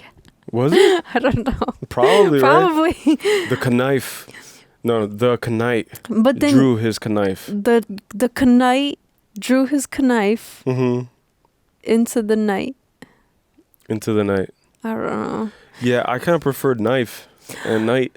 But then that happened like over time and stuff, because I think it was like Germanic and then it was Old English and whatever, but they used to pronounce the K as like a hard K. And then That's funny. we just changed it. And then it's this interesting idea of what you said, how like knights operate in the darkness, right? And so maybe that's why the K and the GH are silent. Because it's kind of like this silent presence that is protecting, which is what knights are, you know? Silent presence. Yeah. They're a silent night. They're silent like the night. Hold on, I'm trying to just see. Okay, so, because again, like my notes, which I've like mentioned before, the Callie that's watching just assumes that this Callie after the watching is going to just understand everything that he wrote. But the watching Callie wrote death equals not today, which is what Silvio said. Cereal. Cereal. Are you cereal? Are you cereal? Like Captain Crunch? Cereal. I like Captain Crunch. Sério. He also said that there's only one God, and that God is death. So basically that's telling her that the only thing that she should fear or maybe respect, because then he follows it by saying, and what we tell death when we meet death is not today. So there's no fear involved, fear of anything. So he basically reduces all of reality and the gods to one God. And then he tells her that there's only one God and you have command over it. You have command and you have a say and you can speak to it and you can declare what you want your reality to be. You can accept the sword in your heart or you can defend against it. And that's what she's learning in dance class, which is funny. And if you're not afraid of death, then you're not afraid of anything. Yeah, because death is what all fears kind of emanate from death. And that's what we learned in Harry Potter, right? With the three brothers, like the most prized artifacts are those that are trying to deal with death or trick death, escape it.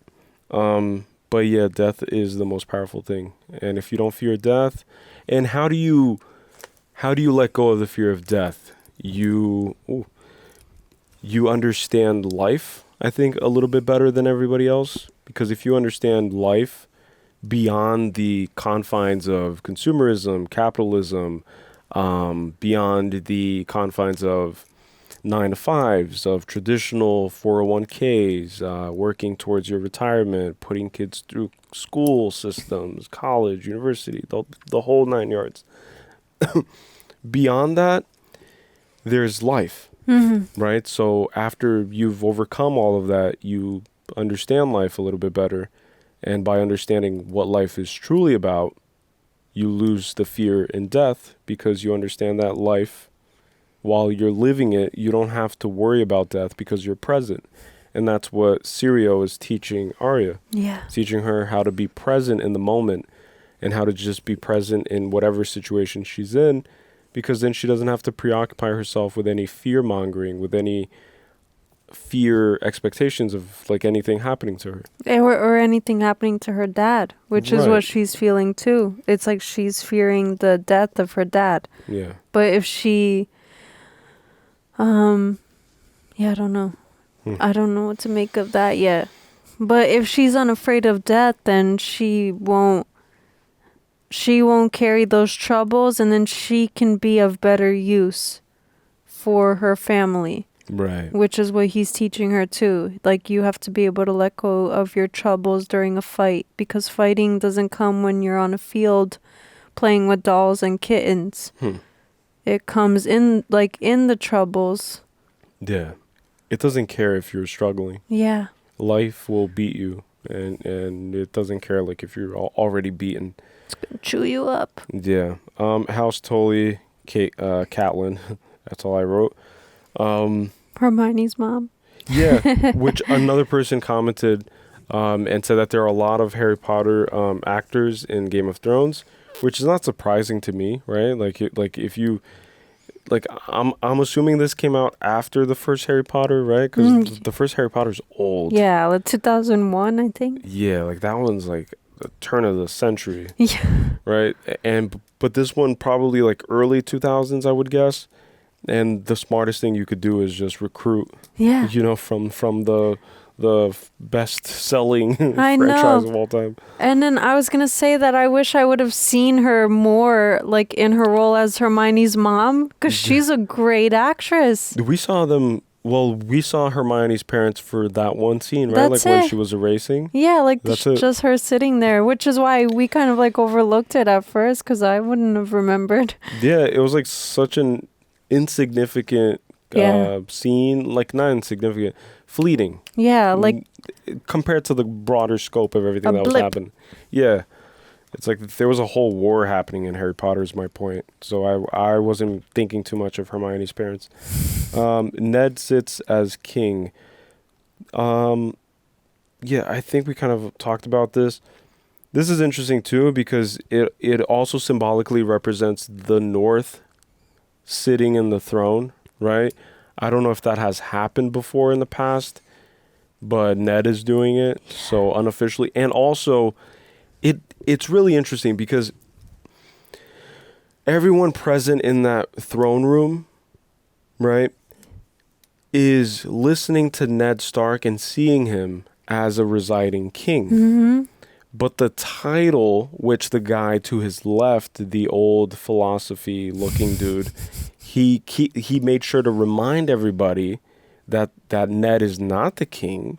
He's just a hand. And I don't think he needed to do that.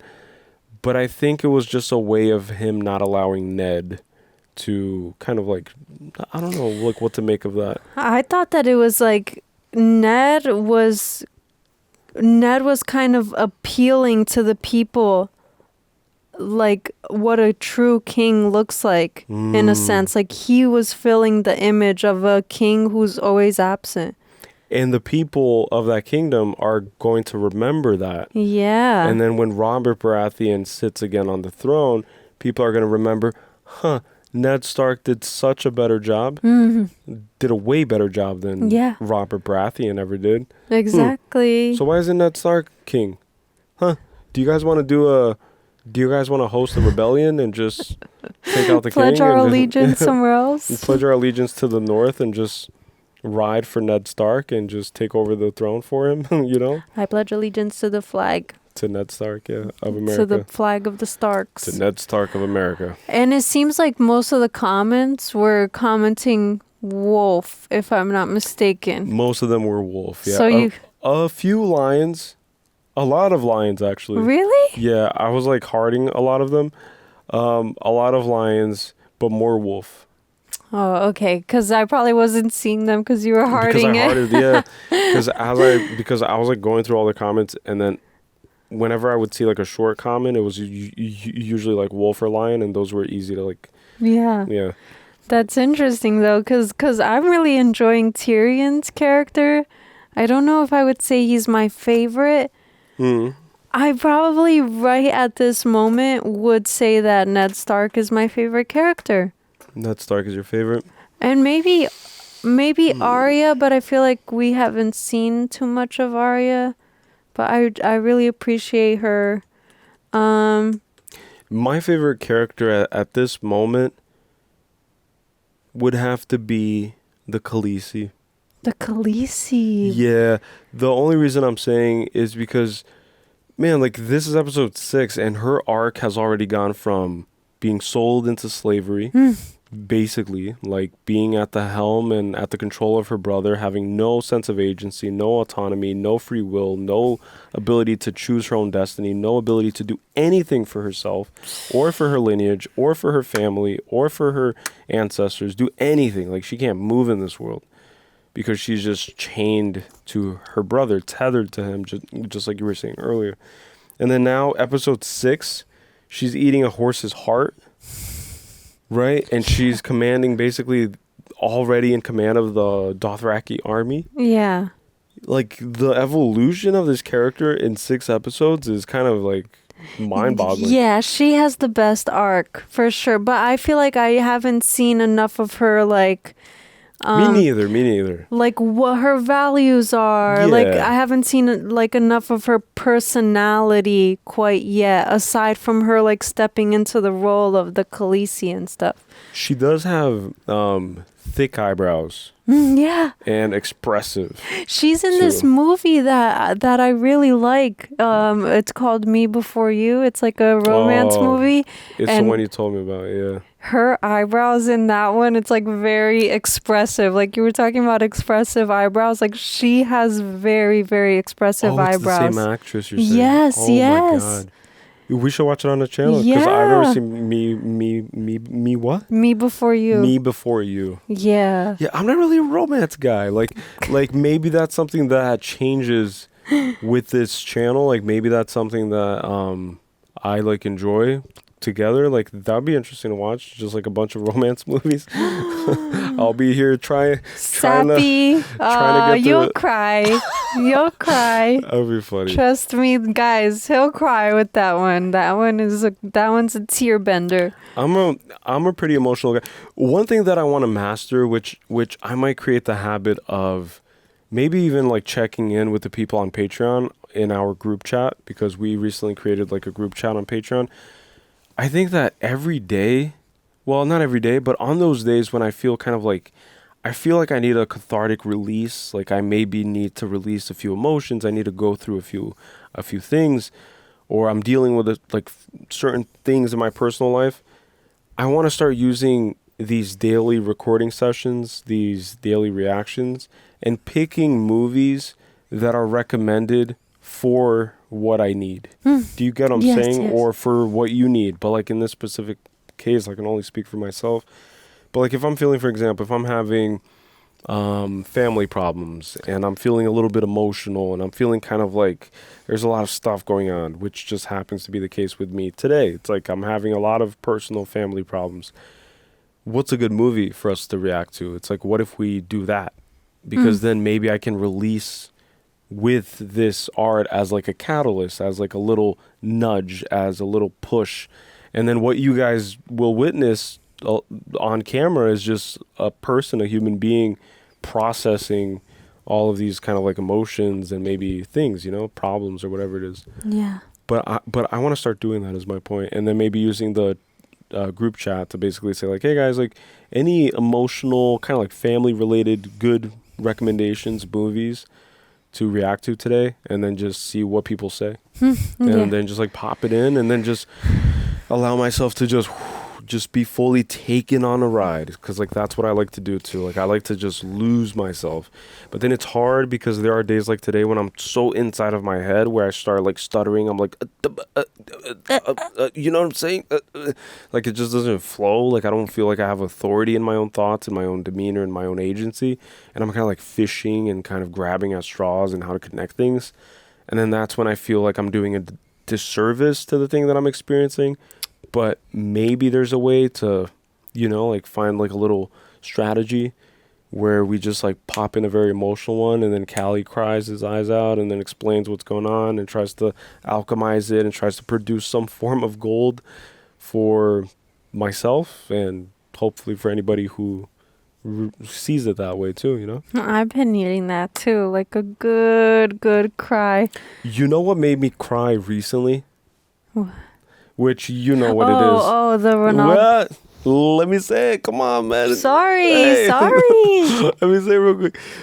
I was watching Cristiano Ronaldo, which I say it in the Portuguese way. Cristiano Ronaldo. Ronaldo enters the pitch. Ronaldo's in the box. Goal. He's on the field. Cristiano Ronaldo. I stumbled on like a TikTok video of basically showing his whole life in this animated version and this animated representation, and it showed his upbringing as like a poor kid from Madeira, from freaking Portugal, son of a cleaning lady, son of a drunk dad. Which is an island, by the way. It's an island, and showed his whole process of like getting signed to, I think it's Sporting, right? Sporting, yeah. Sporting, and then he goes to Manchester United and so. But his dad dies, right? And his dad dies during one of his big Portugal World Cup games. Euro Cup games. And from that point on, that's when his greatness kind of like takes form. Because then he's imbued with he has a banner that he's carrying that nobody will ever take from him. And it's the main reason it finally, I swear on everything, I've been following soccer ever since I was a kid, but like not following it like religiously. I've never been really into sports, to be honest. Like I love playing sports. I love playing soccer. I used to love playing basketball, but I played soccer a lot because I kind of grew up in Brazil for the most part, like half of my childhood. But like Cristiano Ronaldo, I always assumed that he was this like cocky guy who was just like self-consumed with with his image, and he would always look at the camera at the jumbotron and always like check himself out. And I always thought that he was like this like cocky guy, and I never really liked him. But then I never knew that his dad died during one of his games. I didn't know that either. And then he went out and he played the game. His dad died and he finished the game, I think. And then he qualified Portugal for the Euro Cup, and he basically dedicated it to his dad. But my point is that made me cry because I have a strained, alienated, kind of like non-existent relationship with my dad. And then I started thinking, I'm like, man, technically, I've already lost my dad. Like I've lost my dad my whole life, essentially, right? But then it just hit me in that moment. I'm like, man, it's like, it would be cool to have a present dad, you know? But then that's an experience that has been taken from me. It's like I won't be able to have that back anymore because I'm 27. I'll be 30 soon, and then I'll be 40, and then I'll be 50. But what I can do is I can give and hope to give that to my future children or to our children. But then I can hope to break that cycle and have that experience perhaps vicariously through the relationship that I create.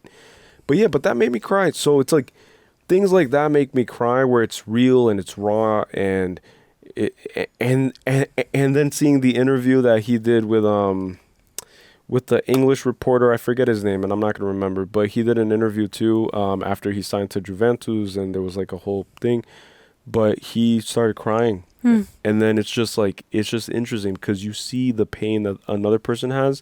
And what I realized with that is that through Cristiano Ronaldo crying and through his pain, he opened the door and allowed me to kind of like process a similar experience, like a similar thing.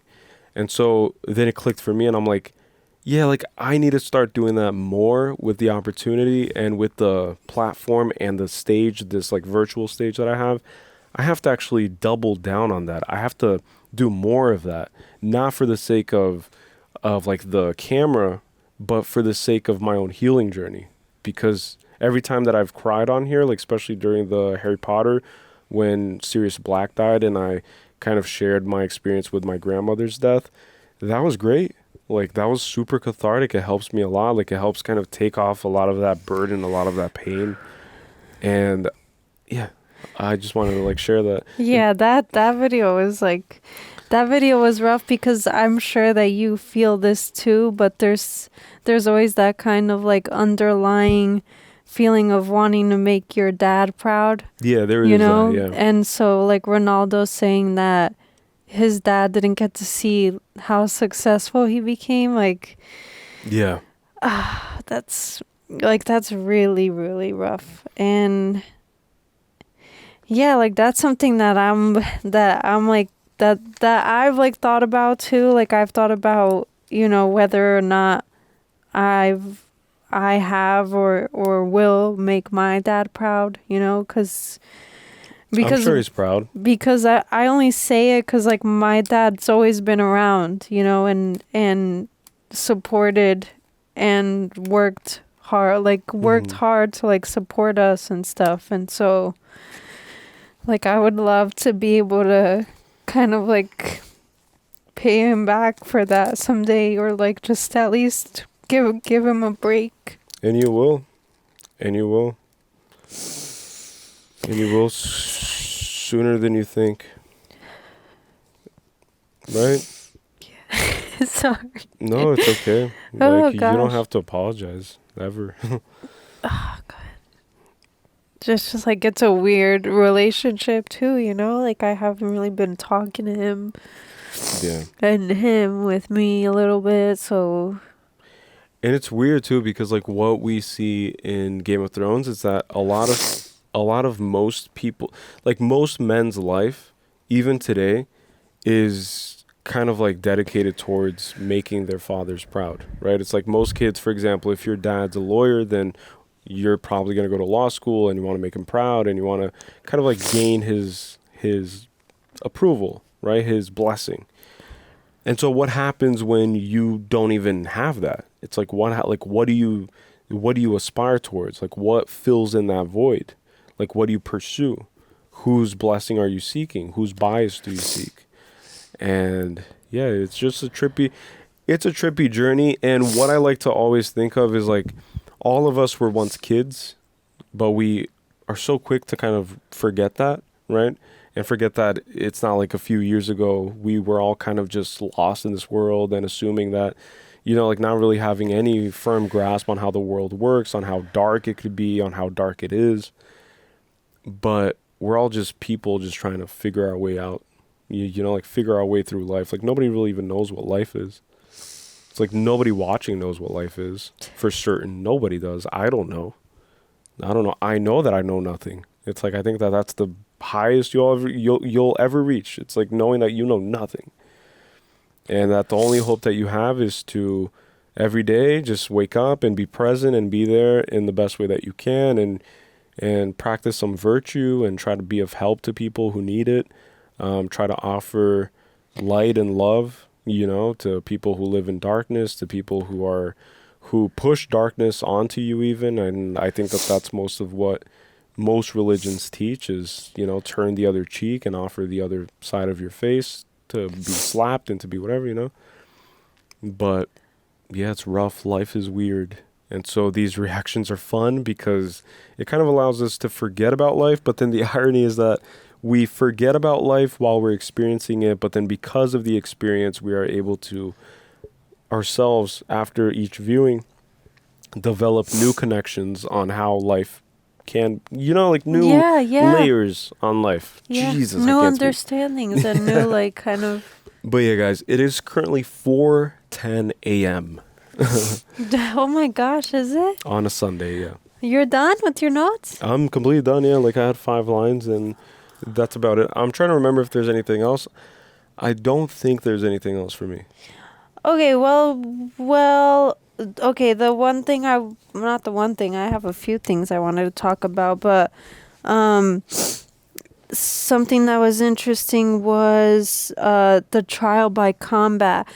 I just wanted to make a comment about that because it's very interesting, because Tyrion makes the comment about you know, serving the king's justice and stuff. Like, is this how you serve the king's justice? You just declare I'm guilty and you shove me in this cell on the edge of like, you know, like teetering on falling off of this edge. And it has an incline too, because she threatened to put him in a smaller prison with a steeper thing, so he would roll over. Oh yeah, and him rolling as he sleeps like a little sausage. Like a little sausage. That's wild. He looked at it. He looked like he was like this little sausage. Oh man. But anyways, like I thought that the trial by combat is very interesting, and there's a reason that it panned out the way it did. And yes, it could be that the guy is like a mercenary and he gets paid to do these fights and stuff, and that's why he's very like kind of,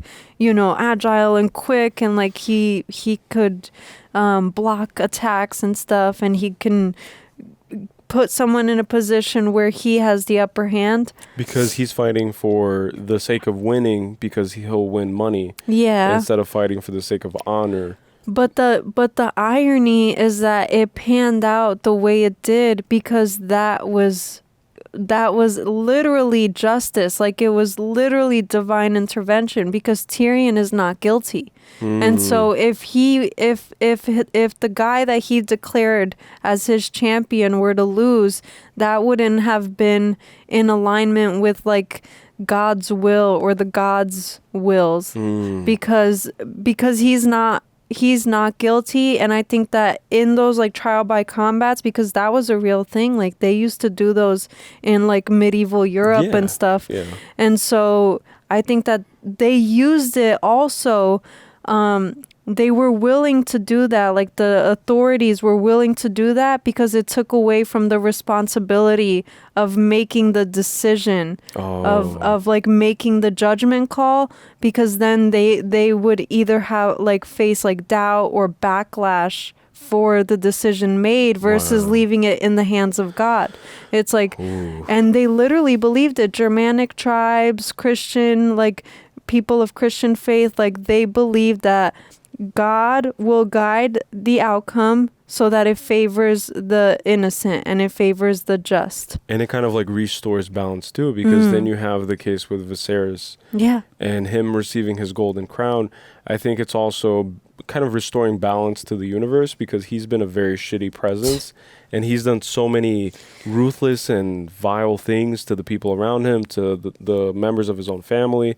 And so I think it perfectly restored the balance, kind of. It's like he had to perish in that manner, because it's basically karma is what I'm saying. Like, I don't know if people believe in karma. I don't know if it's something that can be proven, but it's kind of what it represents here. And then another thing too that I wanted to point out before I forget is that Catelyn is embodying the typical kind of Iliad, Odyssey, kind of like Homer-esque storylines, right? Like she's prioritizing vengeance and seeking justice for the injustices that she feels were committed against her and her family. But she could have stayed at Winterfell and just kind of, I don't know, just chilled with Bran and seeing her little boy riding a horse again and just being grateful that he's still alive. He still has his mental his mental capacity isn't really impaired. He's physically impaired, but you know, like look at Tyrion. Tyrion's doing just fine, you know, like he's a little bit physically impaired, considered physically impaired in this world, equal to a cripple, right? And that's why they titled that episode Bastards, Cripples, and Broken Things. But she could have just basically basked in the glory and the fact that her son has been spared. It's like his life has been spared. He's alive. He's actually thriving a little bit. But instead, she's seeking vengeance, is my point. And that has created a ripple. It creates like a butterfly effect. It's kind of like the flapping of the butterfly's wings creates the tornado. So that's what she's doing. Yeah. She takes this man hostage, and then she just does all of these things, doesn't consult with her husband, doesn't consult with anyone of reasonable kind of like mental faculties. And the same thing happens with Ned Stark. And that's what I'm realizing about the Starks right now in this moment, is that they're very impulsive people. Very impulsive people. They lack good counsel, I'd say, because even Littlefinger and the other dude, who I forget his name, they kind of just didn't really advise Ned Stark in a way that would be valuable. Like they kind of advise him after the fact. Like Littlefinger says, this was very honorable and very admirable, but very kind of like risky. Yeah. So like just impulsive people is my point. And then Theon is trying to convince Robb Stark to basically show up at Castlery Rock or at the Lion's Den, essentially. Pull up to the Lion's Den 100 deep and just declare war in the namesake of your father without even receiving any direct communication with your father. No ravens, no communication, no direct line of like nothing really. Like it seems like everybody's in the dark, and in the first few episodes it seemed like only Ned Stark was in the dark, but now it seems like every Stark is in the dark, and that rhymes. Stark is in the dark. And by the way, before I forget, that's gonna be the phrase for this episode. If you reached the end of the episode or you've reached this point, this is a checkpoint. This is a friendly reminder for you to hit the comments and comment on Starks in the dark. Starks in the dark. That's it. Because it sounds cool. And also, look, I have a freaking hole in my sock. I'm tickling. Do you guys have any like holes in your socks? No. But you wear them anyways? Nope. I throw them out.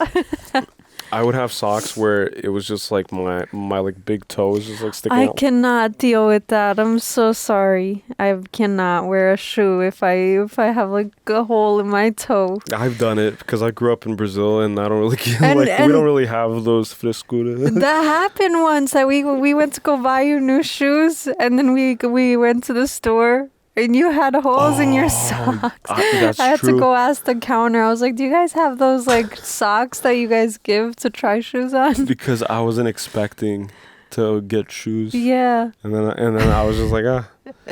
You had holes. That's funny though. But It's yeah, I have cute. holes in my sock. It's all right. Even though she's disgusted by I'm it. not. Why would you say that? Because it's the vibe you gave. What do you mean? You said you can't stand it. No, I'm saying I can't stand it for myself. Jeez, you're so weird. Why is that weird? Like, I'm not disgusted by you. I thought you meant that you were disgusted by the holes in the sock. No, I don't like Okay. feet in general, but I'm not like disgusted. Jeez. I don't have too many socks with holes. I'm not a tyrant. It's like, no socks, no socks with socks. holes in this house. No I'm holes with repulsed. socks. But anyways, the trial by combat. Then the last thing I wanted to say, well, about the trial by combat, because then I have like stuff, but it's very quick. I have something to say about the trial by combat, Yes, but go. I'll say after you. No, go say it. I was just going to say that it's interesting how they demand the king's justice, but the king is nowhere to be found, and they rely on the king's law. And also the combat by sword fight opens the floodgates to the potential for misconduct, for the potential for sneakery. Yes. Which is what happens with what happened with Jaime Lannister when he double sworded, right? Like he's like holding, and then he stuck a knife inside of the guy's eye. It's like that's considered foul play, I would imagine, right? So it's not honorable. It's like you fight with the sword and with the equipment that you start with, but then a lot of people rely on these sneak attacks. And then when they do that and it works, because technically it's kind of this gray area, I guess, the most that they get away with is kind of like a little slap on the wrist saying like, there's no honor in what you did, but you can go. And that's what happened with Tyrion and his guy. Yeah, but then even what you're saying, right? Like that's Jamie. Technically, he's already broken an oath before, Yeah. right? Like, so he's Yeah. already been sneaky. Like he was supposed to be part of the knights of the king that he killed. And so he doesn't hold any word. Like He doesn't have any his value. word has no like it doesn't have any value. And his dad owns all 7 kingdoms, right? From what I'm understanding. Yeah, Tywin? basically. And then to my point about that, like in order to demand the trial by combat, right? Like let's say that Tyrion couldn't find a champion, right? Or let's say that champions couldn't be chosen, for example. I think that it's interesting, with what you're saying, but I think that if you're willing to do a trial by combat, then you really believe in your innocence, because it seems like most of the time they end in death, or they end in at least like severe kind of like catastrophic. I think it's a fight to death. Maybe it is, yeah. In this case, I think it is, because it's before a judge. It's before a jury. I just didn't think it has to be a fight to death, because at the end they were like, oh, show him mercy. So I think that at the end you can like decide, like if you've already like maimed them, for example, you can decide whether you fully execute and then you come out the victor, or you can show mercy but then you're still the victor. I wonder what happens when you maim them and you cripple them. Like if you cripple a knight, what happens to that knight? They no longer can be in a knight. But isn't it the case where you're born into kind of like a service? Like you are born into a role. It's kind of like chess. Knights are chosen by lords, from what I understand. So if anybody could comment below, because I'm sure this might like is probably like a spoiler-free thing, right? It's Yeah. Like in this universe, like what happens if a knight is incapable of performing his services as a knight? What happens then? Do they starve to death? Because the nobility has the privilege and the resources to create a custom saddle for the crippled kid, but I don't think knights have the same luxury. I think that the way it works, from my understanding, is that it's like overlords, right? So kings are the overlords of the lords, which is like Ned Stark. He was the Lord of Winterfell. So the king grants these lords territory or land for them to rule over within their territories. But then obviously it's all under the umbrella of the king. And then the lords declare their own knights kind of to protect and serve their territory. But then if they are crippled, for example, then I assume that they have to step down from their knighthood. Like the knighthood is a privilege. Right, because it's a feudalism structure, which is what you just defined, which is what we talked about before, I think in like the early episodes. But it's a feudalism system, right? So the lords recruit knights in order to serve the purpose as a knight, and in exchange they allow the knights to live at Winterfell, to live at King's Landing, to live at whatever, like wherever they live. But what happens when the knight is no longer to give his services? Like the lord isn't going to do charity, right? Isn't going to like lodge him and keep him forever if he's crippled.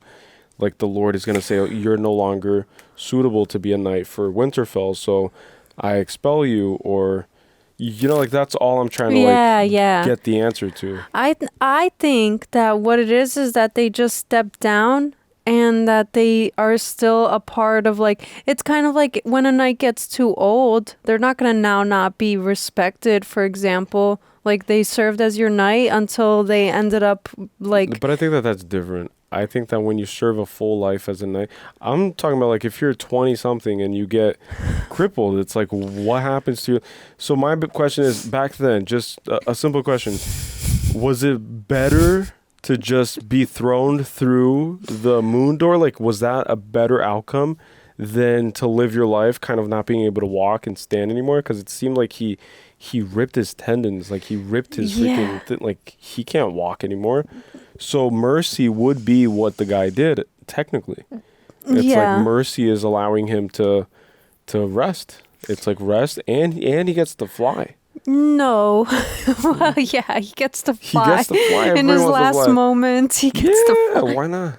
That's so funny. Which I would have allowed him, if I was the guy fighting him, I would have allowed him to consciously experience flight. I know. I feel like the thrill, I feel like that's the closest they have to Six Flags back then. Like they didn't really have roller coasters. Jumping out of the moon door. It's like, hey, could we jump out of your moon door? And then the lady's like, the son is like, yeah, make them fly. Yeah, make them fly. Oh, that kid. Fly.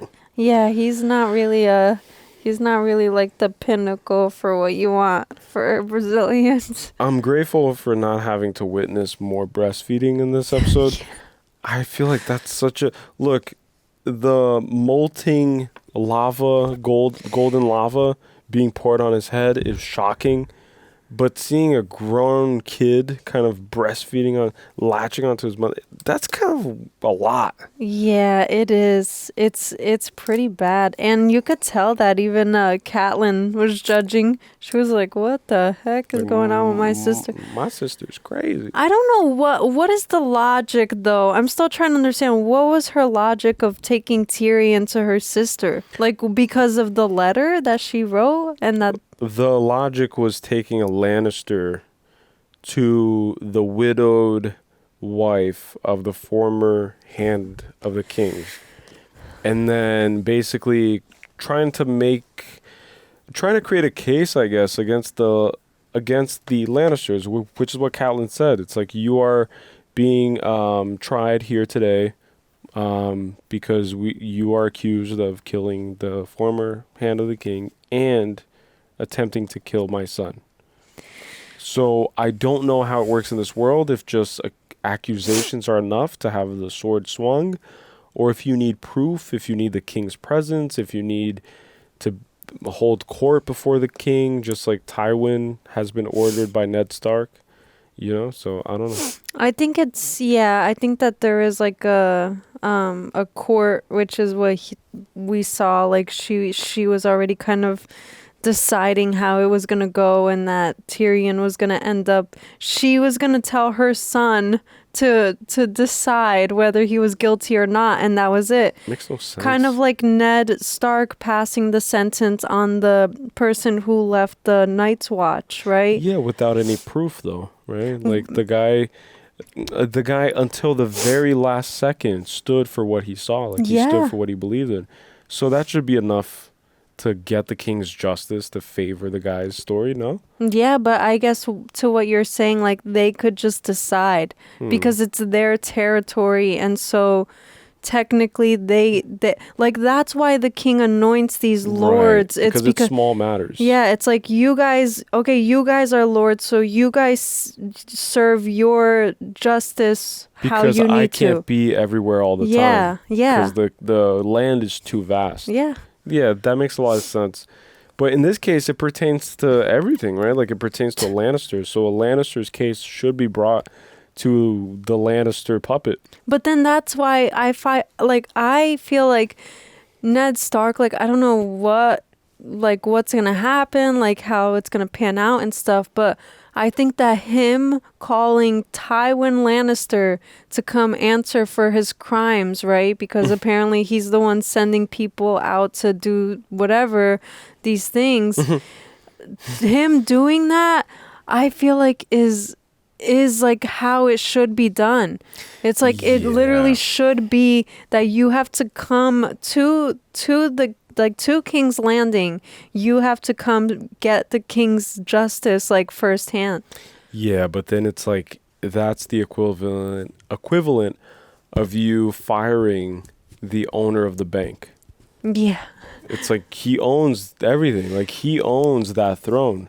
He just doesn't really want to be king. And I think that answers Ned Stark's question. I think that happens in modern day society with like lobbyists, right? Like lobbying. We think that the president is autonomous and acts on his own impulses and does his own bidding, and everything is for the people. But reality of the matter is campaigning invites a lot of donors, a lot of lobbyists, a lot of money gets involved, and whoever gives the most amount of money usually has the most amount of power. And the residing and sitting president has the title, has the image, holds up all of these standards that we've upkept. It creates a sense of consistency, a sense of safety, a sense of reliability. But the people who own it are always kind of behind the scenes. Yeah, and then they're not a target of vulnerability either. Yeah, like nobody thinks about them because if you're barely seen, then you're barely remembered. And the more you're seen, the more you're remembered. Yes. So the king has to become like a symbol for the people. And it's also a good symbol for people to not think independently. People, if they have like a system, like a strong system in place where everything is thought for you, everything is made, like every decision is made for you, all you have to do is just exist, work, produce, exist, work, produce, reproduce, exist, work, produce, reproduce, and consume, then that's what you're going to do. But the moment you start feeling like, I don't feel happy anymore. I want like the bread and circus isn't really working to distract me, isn't really working to make me satisfied, to dull my need for answers. And so then that's where revolutions happen. Yeah. And that's what ended up ending the feudal system. But that is what ended the feudal system, because it's not sustainable. Like, that's why it ended, Like, it's not sustainable. Capitalism is sustainable because it's all about manipulating people and convincing them of things that are untrue, or at least kind of distracting people from themselves and convincing them that their happiness is found in the material world around them. It's found in the next iPhone that you buy, in the next cheeseburger that you eat, in the next roller coaster that you ride, that's where happiness is, and that's where you will experience happiness or whatever it is. Yeah, and freedom. Like the idea of freedom. It's all an illusion. It's all the illusion of whatever you feel like you're buying. Usually you're buying the illusion or the representation of whatever it is that you think. And there's like the illusion of security. It's like, escapism, like all these things fall into place. Yeah. Which is the whole idea of like Rome giving people bread and circus. It's like that's why the Colosseum was built. Literally, the Colosseum is an old soccer stadium. I would love to see that in person. Yeah, like they would throw slaves in there and feed them to lions and just starve lions and animals. They would even fill it up with water, apparently. Fill up the Colosseum with water and create like a little lake system, throw in, like animals, I think sharks maybe. Oh my gosh. They would fill it with salt water and throw sharks and then just put a wooden platform and throw slaves on top of it and have them survive.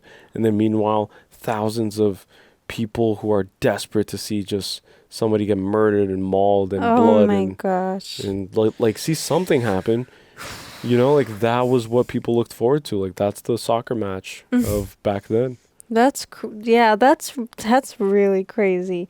I feel like a lot of the people in this show, they don't really have any, like I don't know, like they don't, I guess it's because of the knowledge barriers and stuff, but they're just kind of more in awe and like fascinated and entertained more than they are aware of like the actual implications of violence being, Yeah, I don't think consequences are really taken into consideration here.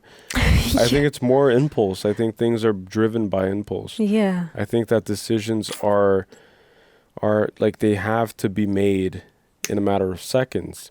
Tyrion Lannister had to find a way to get out of that prison system, and he did, using money, using coercion, using power, using nepotism.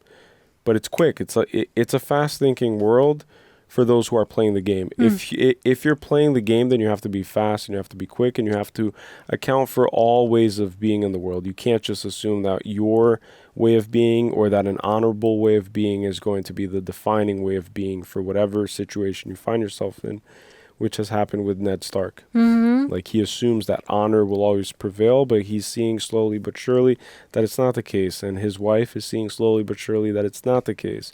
Bran saw that it's not the case. So there is no sense of honorability here. Yeah, you have to be able to play the Game of Thrones. It's like, that's why it's called the game. And then, it's just very interesting because what you said about the trial by combat too, like they could have easily just hired professionals and gotten away with their crimes. That's why the king has the mountain and he has the hound. Yeah. Those are the king's champion, probably. Yeah. Right? Because Robert Baratheon may have been a fierce fighter back in his heyday, back in his prime, but he's not fighting anybody and surviving in his current state. He'll probably be out of breath the moment he holds his sword for 5 seconds. It's just he can't even put on armor. Yeah, it doesn't fit him. Everything has to be custom made. He's a drunk. Well, what are you waiting for? Fetch the breastplate stretcher. Nah, there's no such thing. How long till he notices? Yeah. All right, I'm almost done. I wanted to say, this is interesting.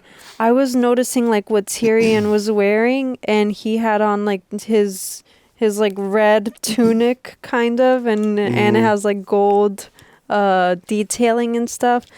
And I wanted to make the comment about like heraldry, I think it's called, which is the idea of basically how people were identified on the field through their shields and their mottos and their crests and their sigils, right? And so it's actually really interesting because we see that each house kind of has its own, and the Starks is the direwolf, and the Lannisters is the lion, and the Baratheons is the stag, and they have their own respective colors too. and the Lannisters is gold and red. And so I think it's like a golden lion and a red like background, like that's their banner or whatever, and their sigil. And then what's interesting is that in real life, like in medieval Europe and in whatever, like where there were banners and stuff and where there was heraldry, there was this rule which was called, I think, like the rule of tinctures, which means that basically each house or each whatever it was, each army or whatever had its own colors, but then you couldn't put colors on top of colors, and you couldn't put metals on top of metals. So you couldn't put gold on top of silver, and you couldn't put silver on top of gold, and you couldn't put blue on top of red, for example. So you couldn't mix them. Because it had to be visible. And then the idea that I realized is that what you were talking about, like metals, the like gold is meant to resemble the sun and silver is meant to resemble the moon, and it's kind of like these divine celestial forces, and then colors are meant to resemble like the earthly kind of the earth and human life essentially. And so that's why you had to mix the two. Like it had to be a metal, which gold could be considered yellow technically, and silver could be considered white. But you had to mix the metals with the colors and not with each other. Oh, I see. And then it's kind of like this balance. And it's the idea that divine energy kind of like passes through earthly lives, like through physical, like in a way that objects are symbolic of the divine, or yeah, like essentially that though, like it was just this like interesting thing about there's how a lot of things like that, like lions, for example, golden lions, right? Lions have the mane, right? The lion's mane represents the rays of the sun, and everything in history has revolved around who has been chosen by the great powerful sun to be the representation of this consistent kind of energy that's all giving, omnipresent, gives life, gives and takes away life. Like who's going to represent that in the human form on earth, and who is going to have within them the authority of this celestial sphere that's circulating, or of the moon, so, or of any of the other planets. And that's why in Greek mythology and Roman mythology, like you have planets just taking on the characteristics of humans in a certain way, like they're all mortal and they're all very human in their ways of dealing with each other, just like in the freaking Homer epics, right? Like all of it's about family dynamics and family feuds and vengeance stories. And that's the whole point why I even mentioned it with Catelyn, because vengeance always just creates more vengeance, like vengeance begets more vengeance, which begets more violence, which begets more vengeance, and it's a endless cycle of just slaughter and blood, and that's what we kind of live in the echoes of and in the aftermath to this day, when you have these world powers who are still kind of hot and cold with each other, and there's this underlying tension between the US and Russia that has been bubbling and burbling up since the Cold War, and you have, but I get what you're saying, and it's all about these powers, cosmic powers, and how they influence us here. Yeah. Because we're trying to make sense of it. We're trying to understand. Yeah. And that's the whole point, is that like everybody's been throughout history, most people have been trying to understand what this life is about. But the people who run the world are the ones who are in charge with creating the ways that make you forget about even thinking about what reality is made up of. Because you can't think about anything when you're being sold everything. Yeah, and everything is like so defined. So even symbols and stuff have been literally defined, even though they can represent something else. Yeah, people have lost the ability and the art, or the appreciation for the art of looking at things as like layered things. You know, like if you look at this water bottle, you could just say, oh, like it's just a stupid water bottle. Oh, who cares? But then if you start analyzing like the shape of it, the format of it, the material of it, the choice of the stripe here, the bottle choice and everything, like there's so many layers. Yeah, the reflection and how odd things look when you look through it and the various different like things on it. Yeah. But everything has layer. Everything is imbued with meaning and has an infinite amount of layers. Yeah. And it's interesting because lions specifically, like I think in England, they were considered the kind of like emblem for royalty. When I went to London, I saw a lot of lions. And it's crazy because Sporting, there Lions. is a lion, yeah, like they're a lion. But then, anyways, there was even ruler. I forget what ruler, but there were even rulers where they were called like blank blank Lionheart, which means that they're just fearless. And so it was like this like imbuing of animal characteristics to instill fear or to instill to imbue the person with the characteristics of the animal. Yeah, exactly. It's like, don't mess with him because he's half lion. It's like legend says that he bit the head off of a man. Well, I heard that he devoured a whole village using nothing but his teeth. Well, I heard that he you know, so like especially back then. Yeah. Rumors spread, and which is why everybody knows that Jamie freaking like stabbed the king in the back. It's like, and I was like, how the heck does Theon and whatever already know what happened to Ned? It's like, how much time is passing? I don't understand. Yeah, and there's no clock. And nobody has a timer. Like, if a raven is traveling that fast, and why aren't like ravens traveling faster? Like the wife sending it to, you know, it's like all of these things. What you just said reminds me of every physics class. Yeah. Where it's like if a raven's traveling at 25 miles an hour, how long would it take until Theon knows about it? And then until Theon relays the message to Rob, and then Rob relays the message to... See, you forgot to calculate the return flight of the Raven. Oh my goodness, that's crazy. I think that's the last thing I wanted to say. Let me think. Oh, and then I was also going to mention that stags were seen as like spiritual leaders of forests. Because of their antlers? Yeah. Specifically of like forests. And then that's why in Harry Potter there's the stag. The stag is like the patronum of his dad or something. Yeah, stags are interesting because of like antlers are interesting. Like antlers objectively and scientifically, like we all know what antlers are, and you can break it down to a science. It's not anything crazy. But when you look at it and you think about it, like they kind of look like mini trees. It's kind of it kind of reminds me of a bunch of roots, branches of a tree. It reminds me of trees emanating from this living organic being, and not saying like the whole world is a living organic being, but to see it in this animal, you know, it's pretty mad. Yeah, it's pretty mad. It's pretty mad, and it.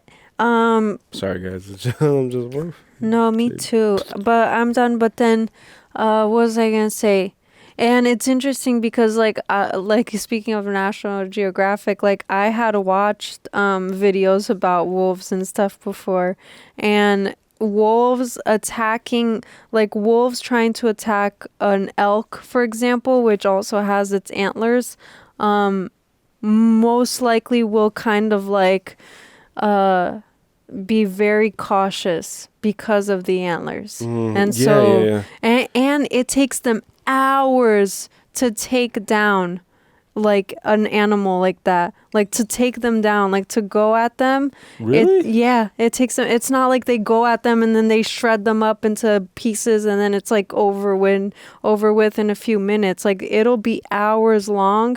And then that's why the idea of like wolves being able to endure winter better than most of these other animals, like they can do that, especially in climates like that, because they, you know. need to survive. And you would also imagine that because of evolution, right? Every animal evolves to their predicament, right? Mm-hmm. So you would imagine that animals that are preyed on by wolves, maybe they over time grow stronger hide, stronger skin, thicker skin, rougher skin, so that it's not as easily, like terrible by wolves. Yeah, I've seen videos of like young animals, like young, being able to outrun a wolf, like being able to flee from it, because it's just the determination to survive Is what drives the wolf. Wow. Even if they're just like literally babies, they'll find a way, and it's pretty crazy. And wolves run fast too, so imagine that. Imagine trying to outrun a wolf. And your last name is Wolf. Yeah, Lobo. It's like it comes from lupus, lupin, lupus, Lupin's your uncle. Lupin. Lupin's your uncle. What's his name? Lupin? Lupin. Remus Lupin? Yeah. Oh, yeah. I think so. Oh, that's so sad. And then Nymphodora's in this. His Nymphodora's wife. Yes. Except here she's alive. And his wife is trying to kill a wolf. Yeah. Oh my gosh, you're right. That's so weird. What a coincidence.